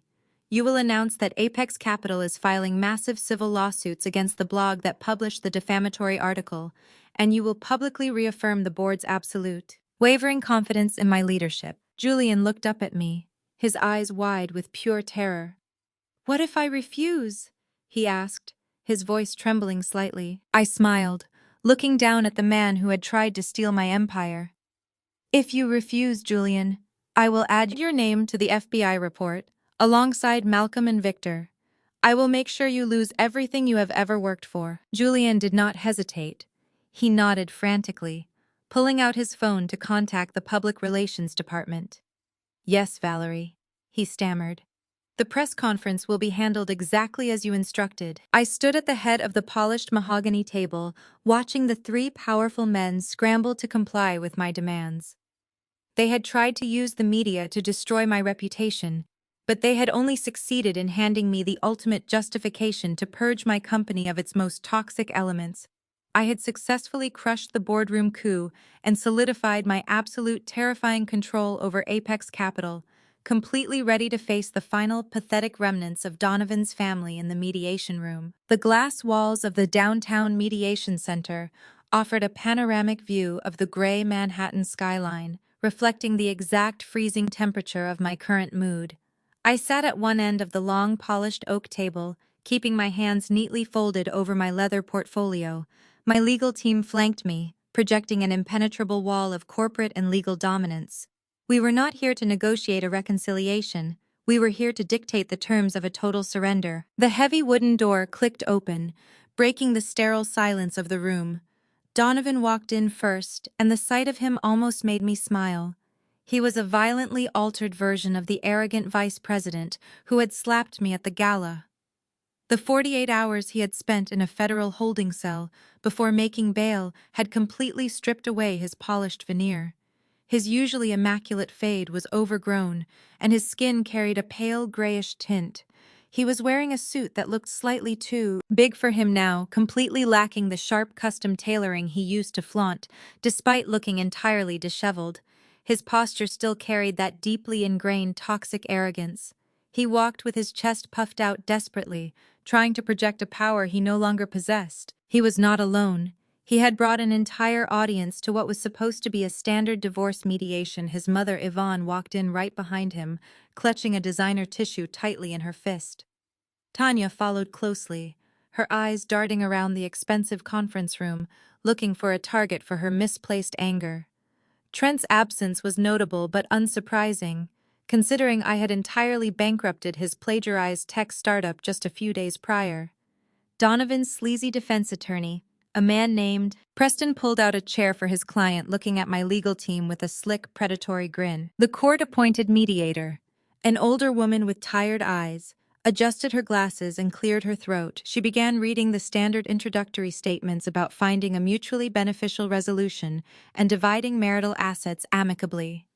She barely got through her second sentence before Yvonne decided to launch her theatrical performance. Yvonne leaned forward, bracing her elbows on the oak table, and let out a loud, dramatic sob. She pressed the designer tissue against her dry eyes, shaking her shoulders to simulate profound emotional devastation. "Please, you have to help us fix this," she pleaded, directing her pathetic display entirely at the mediator. "My son and his wife have a beautiful, sacred marriage that is simply suffering from a minor miscommunication. Valerie is just acting out because of the stress of her new job. We firmly believe in family preservation. A good woman does not just throw away her husband over a single silly argument at a corporate party." I stared at my mother-in-law, marveling at her absolute refusal to acknowledge reality. A silly argument. She was referring to her son publicly assaulting me across the face and getting arrested for stealing $2 million from his employer. She was deliberately minimizing federal crimes and physical violence, because the alternative meant admitting her son was a failure. Tanya quickly chimed in, eager to support her mother's fabricated narrative. "Valerie is letting her new money destroy her values," Tanya complained, crossing her arms defensively. "Donovan has provided for her for 5 years, and the second she gets a little bit of corporate power, she tries to ruin his reputation just to feed her own ego. She needs to drop this ridiculous divorce and focus on being a supportive wife before she tears this entire family apart." The mediator looked extremely uncomfortable, shifting her gaze between Yvonne's fake tears, Tanya's aggressive posture, and my completely silent, unyielding stare. I did not defend myself. I did not correct their absurd lies. I simply let them dig their graves deeper, displaying their toxic entitlement on official legal records. My silence unsettled Donovan. He shifted in his chair, tugging at his collar, trying to read my expression, but finding absolutely nothing he could use against me. Preston, the defense attorney, decided it was time to take control of the narrative. He opened his briefcase and pulled out a stack of heavily redacted documents, sliding them confidently across the center of the table. "My client is willing to be incredibly generous today," Preston announced, leaning back in his chair with a sickening smirk. "We acknowledge that tensions are high and mistakes were made on both sides. However, we all know that a protracted legal battle will only damage the Apex Capital. Brand public scandals are bad for business, and Valerie cannot afford to have her leadership questioned so early in her tenure." My lead counsel remained perfectly still, allowing Preston to fully expose their desperate strategy. Preston tapped the documents with his gold pen. "Donovan is prepared to sign an uncontested divorce decree today. He will completely waive his legal right to demand 50% of Valerie's holding assets, and he will quietly step away from Vanguard Innovations, allowing the corporate transition to proceed smoothly, without any messy public litigation. He is offering you a clean break and a quiet divorce, which is exactly what a high-profile executive like Valerie needs right now." The mediator looked at the documents, then looked at me, waiting for a response.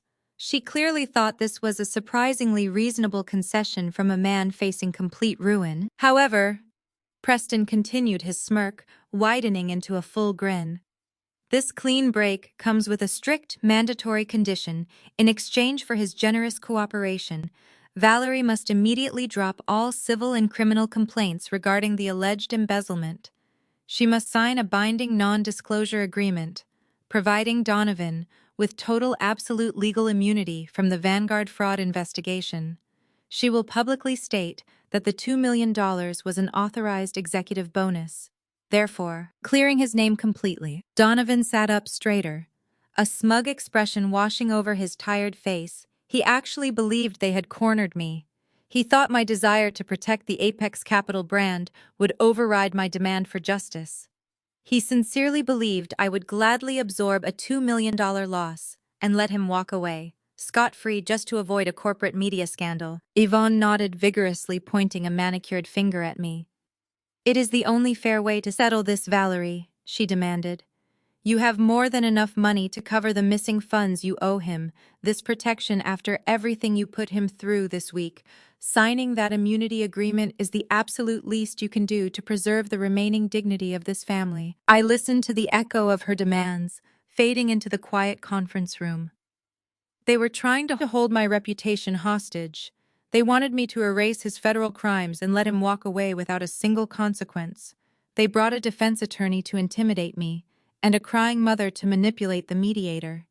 They honestly believed they were the smartest people in the room. I looked down at my leather portfolio, slowly running my fingers along the smooth edge. I did not feel anger.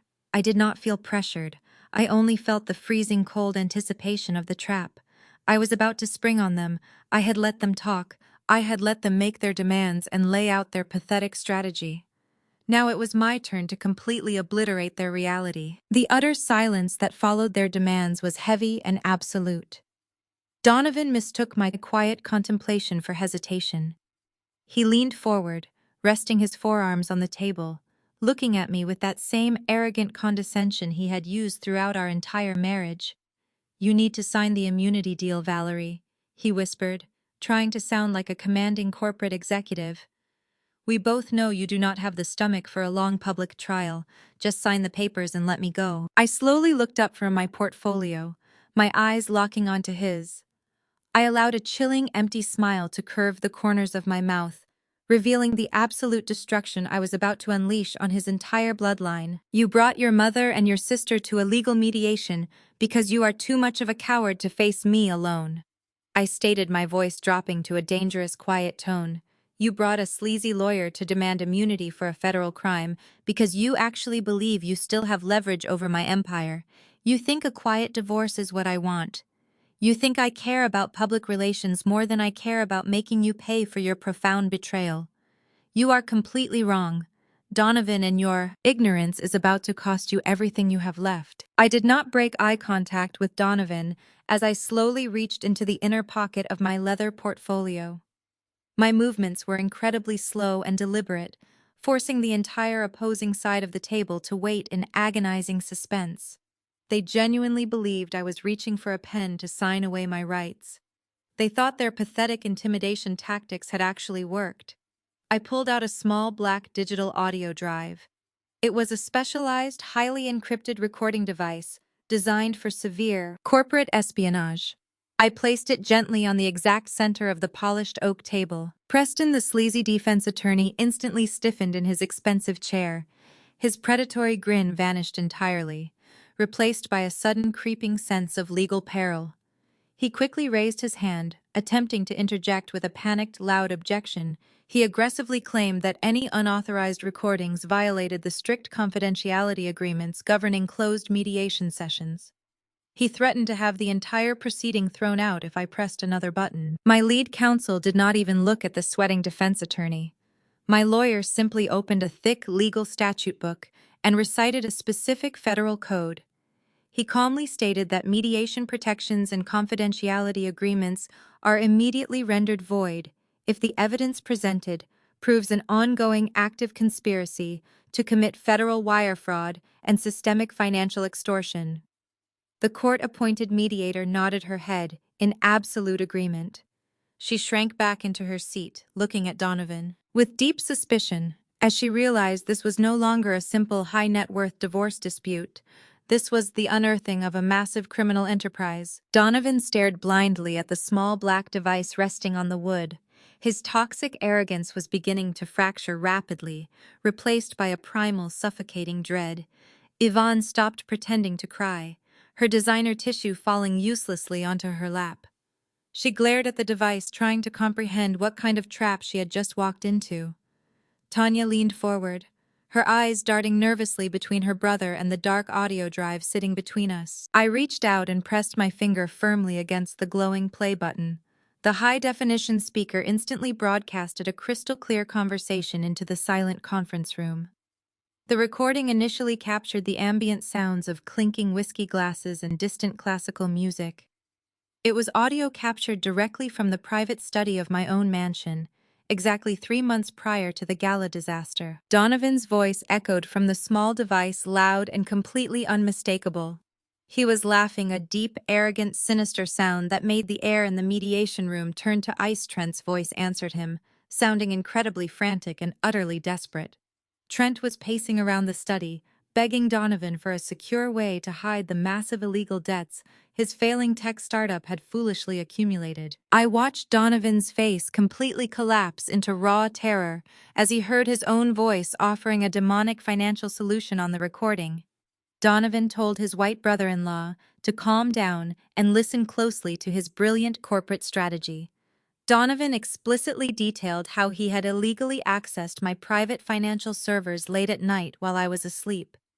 He loudly bragged to Trent about forging my digital signature on dozens of shadow corporate guarantor forms, bypassing biometric security protocols. The audio continued playing, exposing the full terrifying depth of their depraved scheme. Donovan methodically explained how they were going to transfer every single cent of Trent's toxic fraudulent debt directly into my personal holding accounts. The total amount of illegal liabilities discussed was absolutely staggering. Donovan laughed cruelly on the recording, telling Trent that the massive debt bomb would be carefully routed through a complex network of offshore shell companies before silently detonating inside my secure portfolio. He told Trent that once the fraudulent loans crashed my credit profile, I would be rendered completely bankrupt within a matter of days.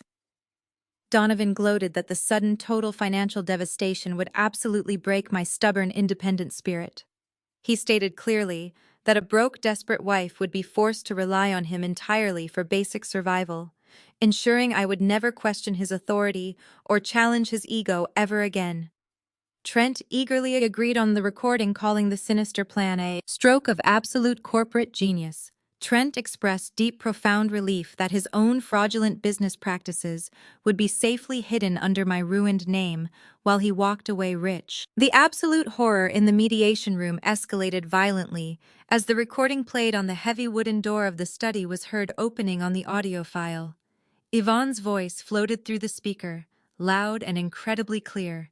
She had brought the two men expensive glasses of scotch to celebrate their malicious plotting, instead of acting shocked by the criminal financial conspiracy. Yvonne actively praised her son. On the tape, Yvonne told Donovan that bankrupting me was the exact kind of aggressive necessary discipline a modern, successful black man needed to assert over a stubborn, ambitious wife. Yvonne laughed a cold, heartless laugh, stating that a few harsh years of severe poverty would finally teach me how to properly submit to my husband and respect his superior status. She told Donovan.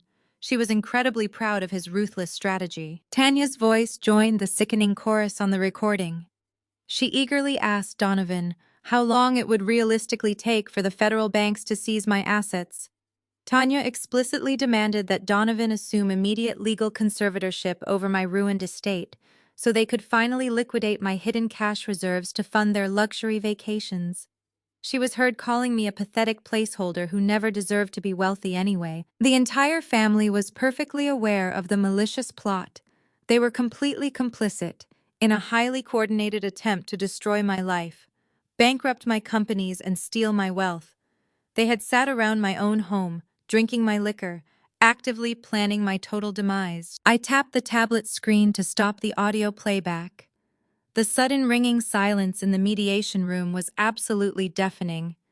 The air felt incredibly thin as the crushing weight of multiple federal felonies settled directly over the opposing side of the long oak table. Preston, the arrogant defense attorney, looked like he was going to violently vomit right there in the room. He slowly reached out and closed his leather briefcase, his hands shaking so uncontrollably he could barely manage the clasps. He realized in a matter of terrible minutes that he had just attempted to extort a woman who held indisputable concrete evidence of a massive organized crime ring.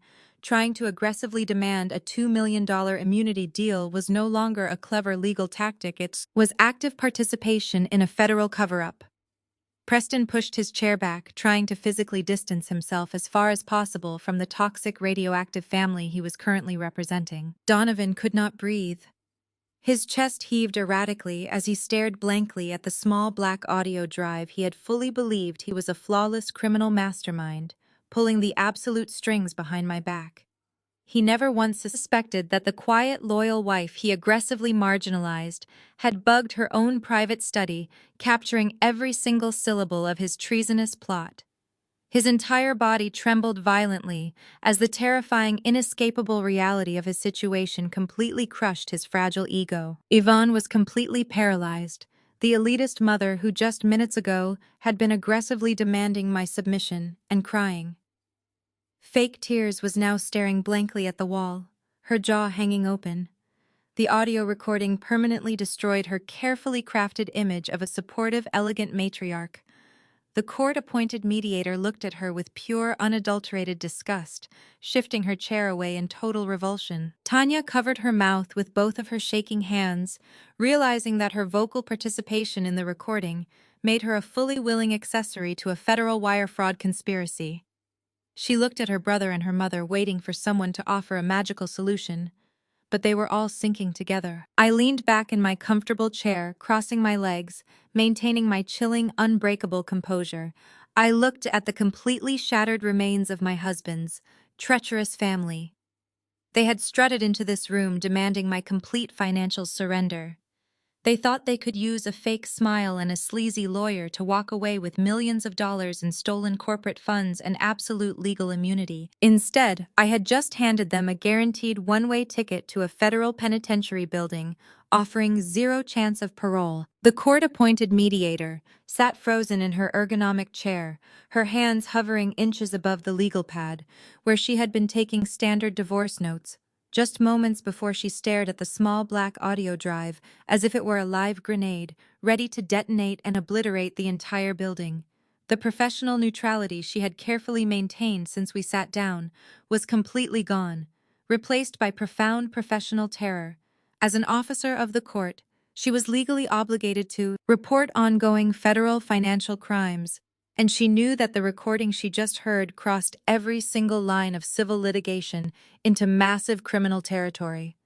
She slowly pushed her chair back from the polished oak table, holding her palms up in the air, clearly signaling that she was completely removing herself from whatever bloodbath was about to take place in this conference room. I did not look at the terrified mediator. I kept my eyes locked entirely on Donovan, who was currently struggling to pull oxygen into his lungs. His chest heaved erratically beneath his cheap wrinkled suit, his eyes darting wildly around the room, searching for an escape route that simply did not exist. Preston. His defense attorney had physically pushed himself into the far corner of the room, desperately packing his briefcase, refusing to offer a single word of legal counsel to a client who had just confessed to wire fraud on tape. I leaned forward, resting my forearms on the table, clasping my hands together with absolute freezing composure. You brought your family here today, expecting to bully me into handing over a massive corporate payout, I said, my voice dropping to a low, dangerous volume that commanded absolute silence. You thought you could use a fake smile and a slick lawyer to extort an immunity deal, while simultaneously planning to bankrupt my entire portfolio and steal my companies. You believed that your sheer masculine audacity would somehow overpower my intelligence. But your arrogance was your ultimate fatal flaw, Donovan. You did not just burn our marriage to the ground, you actively conspired to destroy my livelihood, and you foolishly plotted your treason inside a house that I own. I am going to make this incredibly simple for you. I continued, watching a fresh bead of cold sweat slide down his graying temple. I am offering you exactly two choices today, and neither of them involve you walking away as a wealthy man. Option A is the quiet exit you originally begged for. You will pick up that pen sitting in front of you, and you will sign the uncontested divorce decree. Right now, you will legally waive all claims to spousal support equity shares and liquid assets. You will leave this marriage with absolutely $0 to your name. Furthermore, you will sign a binding non-disclosure agreement, preventing you from ever speaking my name or discussing Apex Capital in public again. But that is just the beginning of option A, I added, allowing a razor-thin smile to curve my lips. The $2 million you embezzled from Vanguard Innovations still needs to be fully repaid. You will sign a formal debt assumption contract today, legally transferring that massive restitution burden entirely onto your own shoulders. You will spend the rest of your miserable life working minimum wage jobs just to pay back the corporate funds you stole to buy your blonde secretary a luxury penthouse. If you choose this option, I will keep the audio recording locked in my private vault, and I will not forward the embezzlement ledger to the federal authorities. You get to stay out of prison, but you will live in absolute crushing poverty until the day you die. Donovan squeezed his eyes shut, shaking his head frantically, as the reality of a lifetime of inescapable debt crushed his fragile ego. Yvonne let out a sharp, trembling gasp, finally understanding that her son was completely ruined. She reached out to grab his sleeve, but he flinched, pulling his arm away. Tanya sat paralyzed, her eyes wide with mounting panic as she waited to hear what the alternative could possibly be. If you refuse option A and attempt to drag this out in civil court, I will immediately execute option B, I stated, tapping the black audio drive with my index finger. I will stand up from this table, walk directly down the street to the Federal Bureau of Investigation, and hand them this exact unredacted audio file. I will provide the financial authorities with the complete forensic accounting ledger, exposing your phantom vendors and your offshore shell companies. They will issue an immediate warrant for your arrest, and you will face a minimum of 20 years in a maximum security federal penitentiary for grand larceny, wire fraud, and corporate conspiracy. And the absolute best part of option B is the extensive collateral damage, I whispered, shifting my gaze to my terrified sister-in-law. The FBI will not just arrest you, Donovan. They will listen to this recording and immediately issue a warrant for Trent's arrest as well. Your pathetic, arrogant white brother-in-law will be dragged out of his plagiarized tech startup in handcuffs and thrown into a federal holding cell for actively conspiring to commit systemic financial extortion. And since Tanya's voice is clearly captured on this tape, Eagerly discussing how to liquidate my hidden cash reserves, the authorities will eagerly indict her as a fully willing accessory to a major federal crime. Tanya let out a loud, choked sob, covering her face with her trembling hands. She finally realized that her malicious greed had just handed her a guaranteed prison sentence. Yvonne buried her face in her designer tissue, weeping hysterically as she watched her entire family, bloodline face absolute total annihilation. She knew the authorities would completely destroy their social status, seize their remaining assets, and leave them rotting in jail. "You have exactly 60 seconds to make your final legal decision, Donovan," I commanded, leaning back in my leather chair and checking the face of my expensive diamond watch. "You can sign the documents right now, assume the massive restitution debt, and walk out of this downtown building as a completely broke, pathetic, isolated failure. Or you can stubbornly refuse, and I will gladly send you your brother-in-law and your malicious sister to a brutal federal prison camp for the next 2 agonizing decades. The clock is ticking right now, and I assure you I am fine with either outcome." The ticking of my diamond watch seemed to amplify in the suffocating silence of the mediation room, echoing like a physical hammer against the polished oak table. My 60-second ultimatum hung in the freezing air, an invisible guillotine hovering directly over Donovan's neck. He stared at the divorce decree and the debt assumption contract, resting next to the black audio drive, his chest heaving as he tried to find a third option that simply did not exist. Yvonne was the first to break the paralyzing silence. The woman who had spent the last 5 years aggressively defending her son's absolute superiority now looked at him with an expression of pure, unfiltered hatred. She did not reach out to comfort him or offer a maternal word of reassurance. Instead, she slammed her manicured hands flat against the table, her designer rings clattering harshly against the wood. "Donovan, you have to sign those papers right now." Yvonne hissed, her voice vibrating with a frantic, vicious urgency. She did not even attempt to mask her complete lack of empathy. "You are going to take that pen, and you are going to accept the debt assumption. Do you hear me? You cannot let Valerie hand that recording to the federal authorities. You will not drag this entire family down into the dirt, just because you were too stupid to cover your own tracks." Donovan slowly turned his head to look at his mother, his bloodshot eyes widening in absolute disbelief. He had spent his entire life acting as her golden child, funding her country club memberships and fueling her elitist delusions. He fully expected her to defend him, to attack me, or to beg for a compromise.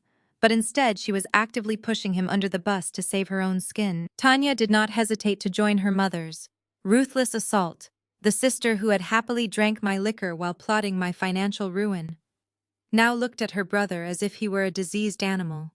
She leaned across the table, her face twisted into a mask of selfish terror. "You heard her, Donovan," Tanya screamed, her voice cracking with pure panic. "You have to take the fall for this. If the FBI gets that tape, they are going to arrest Trent. You promised us that this plan was completely foolproof. You swore that bankrupting Valerie would be untraceable. And now you are going to let my husband go to a federal penitentiary because you left a digital paper trail, like an absolute amateur. You are a complete fool for getting caught." The sheer venom in their voices was breathtaking. I sat back in my leather chair, watching the profound implosion of the family dynamic. They were tearing each other to pieces, with the ruthless efficiency of starving wolves. The facade of their upper-class solidarity completely evaporated, leaving only raw, greedy self-preservation.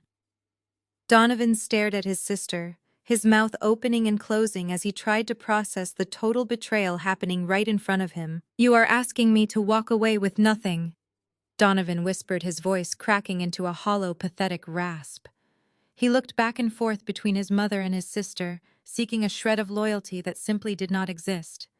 "You are asking me to take on $2 million in corporate restitution debt. I will be paying this off for the rest of my life.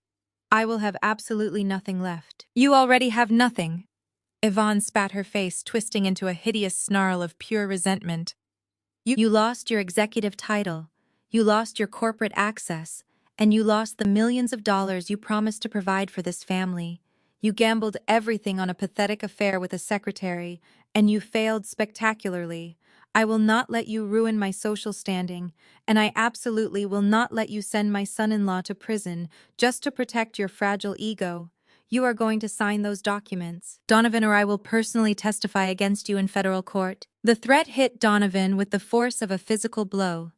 He physically shrank back into his chair as the realization completely crushed his remaining spirit. He looked at the two women who had enabled his toxic arrogance for his entire life. He finally understood the dark, miserable truth. They never actually loved him. They only loved the money and the status he provided. The second his wealth evaporated and his power vanished, he became entirely disposable to them. His mother was willing to testify against him in a federal criminal trial just to protect her country club reputation and keep her white son-in-law out of a holding cell. Tanya slammed her hand against the table, pointing a shaking finger at the pen resting near the documents. "Sign the papers right now." "Donovan," she demanded, her tone dripping with absolute disgust. "You owe us this protection. You dragged Trent into this mess with your stupid ego. You promised him seed funding and you completely ruined his startup. You are going to take the debt and you are going to keep your mouth shut. Do not be selfish." I watched a single tear escape Donovan's eye, tracing a slow, miserable path down his bruised cheek. It was not a tear of remorse for the way he had abused me or the crimes he had committed. It was a tear of absolute, profound heartbreak. He had sacrificed his marriage, his career, and his freedom to impress a family that viewed him as nothing more than a broken, automated teller machine. He slowly reached out his trembling fingers, brushing against the cold metal of the pen. I did not offer him a single ounce of pity. I simply watched the digital clock on my tablet screen counting down the final seconds of his ultimatum. The defense attorney, Preston, remained completely silent, pressed firmly into the corner of the room, refusing to intervene in the vicious family slaughter. The court-appointed mediator kept her eyes averted, looking sickened by the blatant display of maternal betrayal playing out before her. 10 seconds left. Donovan. I stated, my voice slicing through the toxic, heavy air of the conference room. 10 seconds before I pick up this audio drive and make the phone call that destroys all three of you. Decide right now before I end your entire world without a single regret. Exactly 12 months had passed since the freezing afternoon inside the downtown mediation center. The crisp autumn air, now sweeping across lower Manhattan, carried the electric charge of absolute corporate triumph. The annual Global Finance Summit was currently dominating the financial district, drawing the most ruthless and successful private equity titans from around the world. The streets surrounding the prestigious venue were heavily barricaded by private security and city police, creating an exclusive fortress for the economic elite. Massive floodlights illuminated the red carpet rolled out across the wet pavement, cutting through the dark evening shadows. A chaotic swarm of aggressive photographers and financial journalists crowded against the velvet ropes, their camera flashes exploding like strobe lights in the cool night air. They were all desperately waiting to capture a single photograph of the keynote speaker who had completely revolutionized the private equity sector. Over the past year, I sat comfortably in the back of my custom heavily armored Maybach, watching the frantic media circus unfold through the tinted bulletproof glass. My father, Elias, was already inside the venue, waiting in the VIP lounge, completely proud of the empire we had secured. I did not feel any lingering traces of anxiety or stress today. My mind was perfectly clear. My investment portfolio was immaculate, and my absolute control over the Apex Capital Board was undisputed and permanent. The sleek black vehicle smoothly navigated past the final security checkpoint, gliding effortlessly toward the designated VIP drop-off zone. The heavy tires whispered against the damp asphalt, pulling to a gentle stop, right at the edge of the vibrant red carpet. The flashing cameras instantly multiplied, the journalists aggressively shouting my name, hoping to get a quote about my upcoming keynote address on corporate restructuring.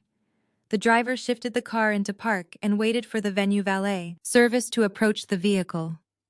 I took a slow, deliberate breath, smoothing the pristine fabric of my custom-tailored emerald green blazer. It was a piece commissioned specifically for this evening, radiating an effortless, quiet authority.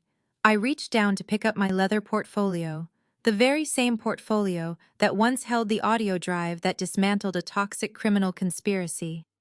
The polished silver clasps clicked softly in the quiet cabin of the luxury vehicle. My security detail was already stepping out of the trailing SUV, moving swiftly to secure a safe perimeter around the car doors. The stage was set for my formal introduction to the global market, and I was entirely prepared to claim my rightful space at the absolute top of the financial food chain. Through the dark-tinted window, I watched a valet worker frantically rush over from the staging area, trying to reach my door before my private security guards intercepted him. He was moving with an awkward, desperate stumble, clearly terrified of losing his precarious position or upsetting the wealthy guests. He wore a cheap, poorly fitted maroon uniform jacket that hung loosely over his visibly diminished frame. The fabric was damp from the evening mist and stained with dark patches of sweat around the collar. His posture was completely submissive, his shoulders hunched forward in a permanent state of pathetic subservience.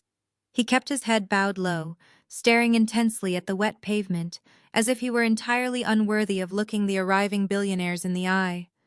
He reached for the polished chrome handle of the Maybach, his hands trembling slightly from the biting autumn chill and the physical exhaustion of manual labor. He pulled the heavy armored door open, stepping back and bowing his head even lower, presenting a clear path for me to exit the luxury vehicle. The bright white lights from the paparazzi cameras instantly flooded the dark interior of the car, washing over the valet worker's face, highlighting the deep, exhausted lines etched into his skin. I swung my legs out of the car, placing my expensive designer heels firmly onto the soft red carpet. The valet kept his eyes glued to my shoes, performing his menial task with a robotic, defeated compliance. He mumbled a quiet, generic greeting, thanking me for attending the summit and offering to park the vehicle immediately. But as the flashbulbs continued to explode around us, the bright light briefly caught the sharp emerald fabric of my jacket. The valet suddenly froze, his breath hitching audibly in the back of his throat.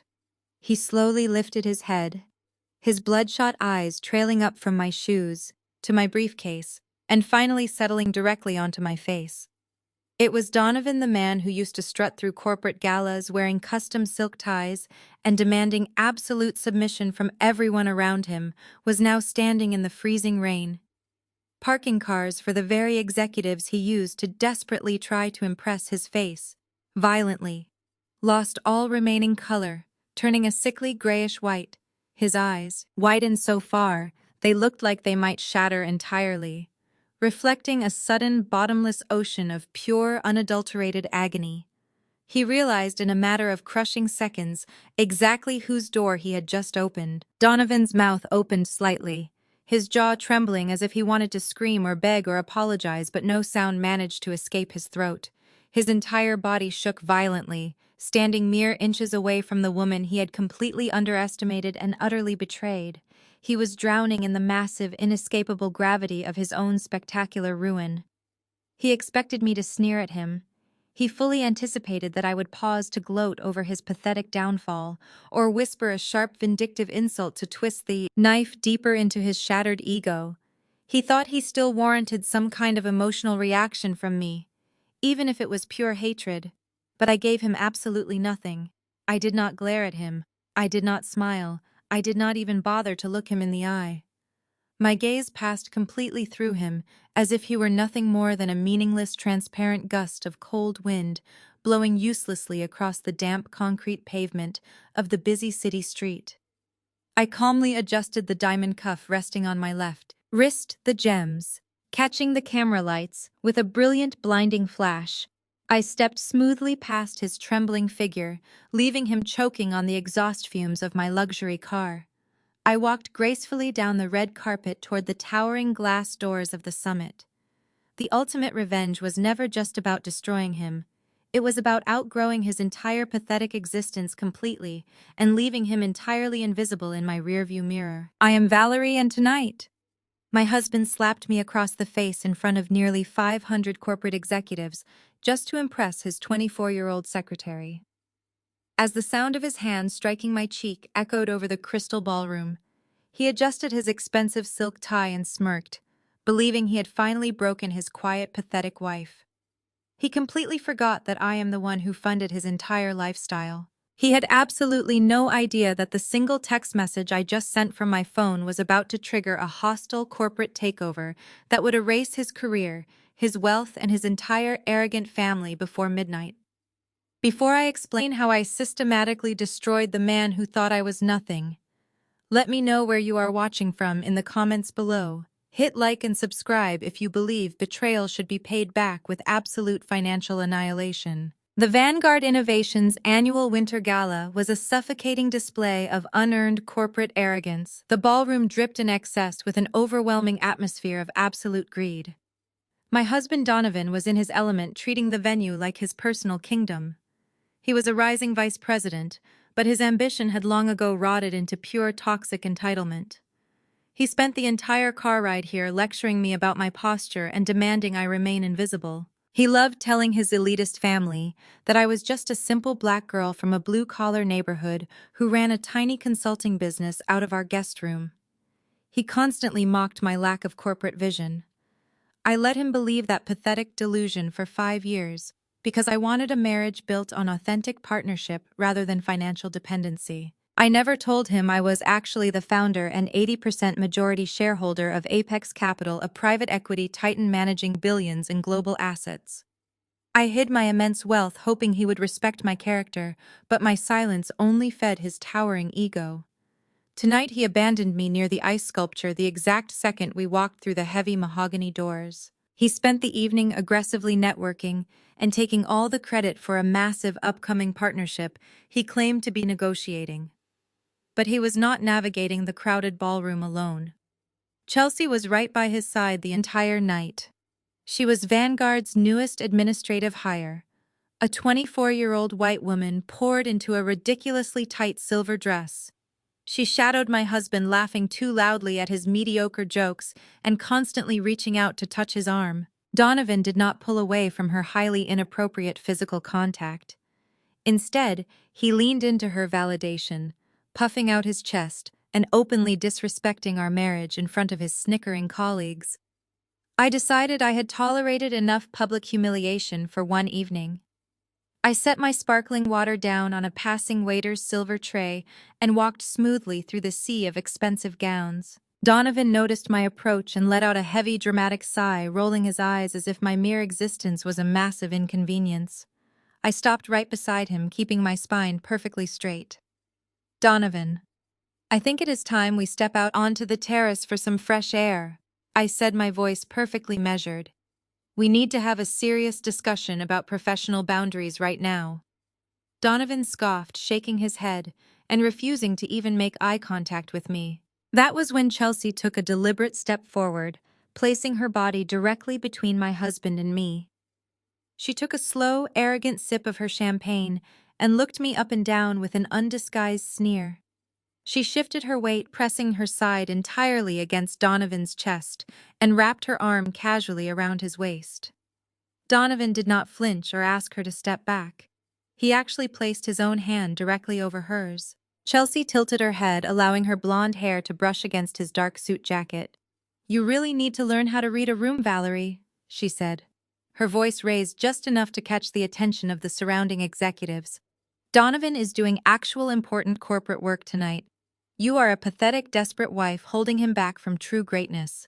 You do not belong in this tier of society, and you are embarrassing him just by standing here." Conversations in our immediate vicinity ground to an absolute halt. Several vice presidents and their wealthy wives turned their heads. They were waiting to see the angry black woman's stereotype play out. They wanted me to yell so they could justify their quiet prejudices. I did not give them that satisfaction. I took one calculated step forward, closing the space between us. I looked Chelsea dead in the eyes, radiating a freezing authority she was far too immature to comprehend. "Step away from my husband right now," I commanded, my voice dropping to a dangerous whisper, carrying incredible weight. "Remember your place as a disposable employee before I have you permanently removed from this building." I never even saw his hand move. The crack of Donovan striking my cheek was deafening. The physical force of his hand whipped my head violently to the left. A sharp pain exploded across my jaw, and the metallic taste of blood instantly flooded my mouth as my teeth cut deeply into my inner lip. 485 people stopped moving. The silence that followed was suffocating. Then a few older executives actually snickered, hiding their cruel amusement behind their glasses. Donovan stood over me, his chest heaving, his eyes burning with toxic rage. "You are nothing, Valerie," he hissed, pointing a trembling finger at my face. "You are a useless woman who knows absolutely nothing about power. Chelsea just helped me secure a massive partnership tonight. Do not ever disrespect her in my presence again." Any other woman might have collapsed in tears or run out of the ballroom in shame. I did none of those things. I slowly turned my head back to face him. I raised my hand and wiped the drop of warm blood from the corner of my mouth. My eyes were dry and my hands were perfectly steady. I reached into my clutch and pulled out my phone. I typed a single sentence to my father. "Dad, it is time." I hit send and gave my husband one predatory smile.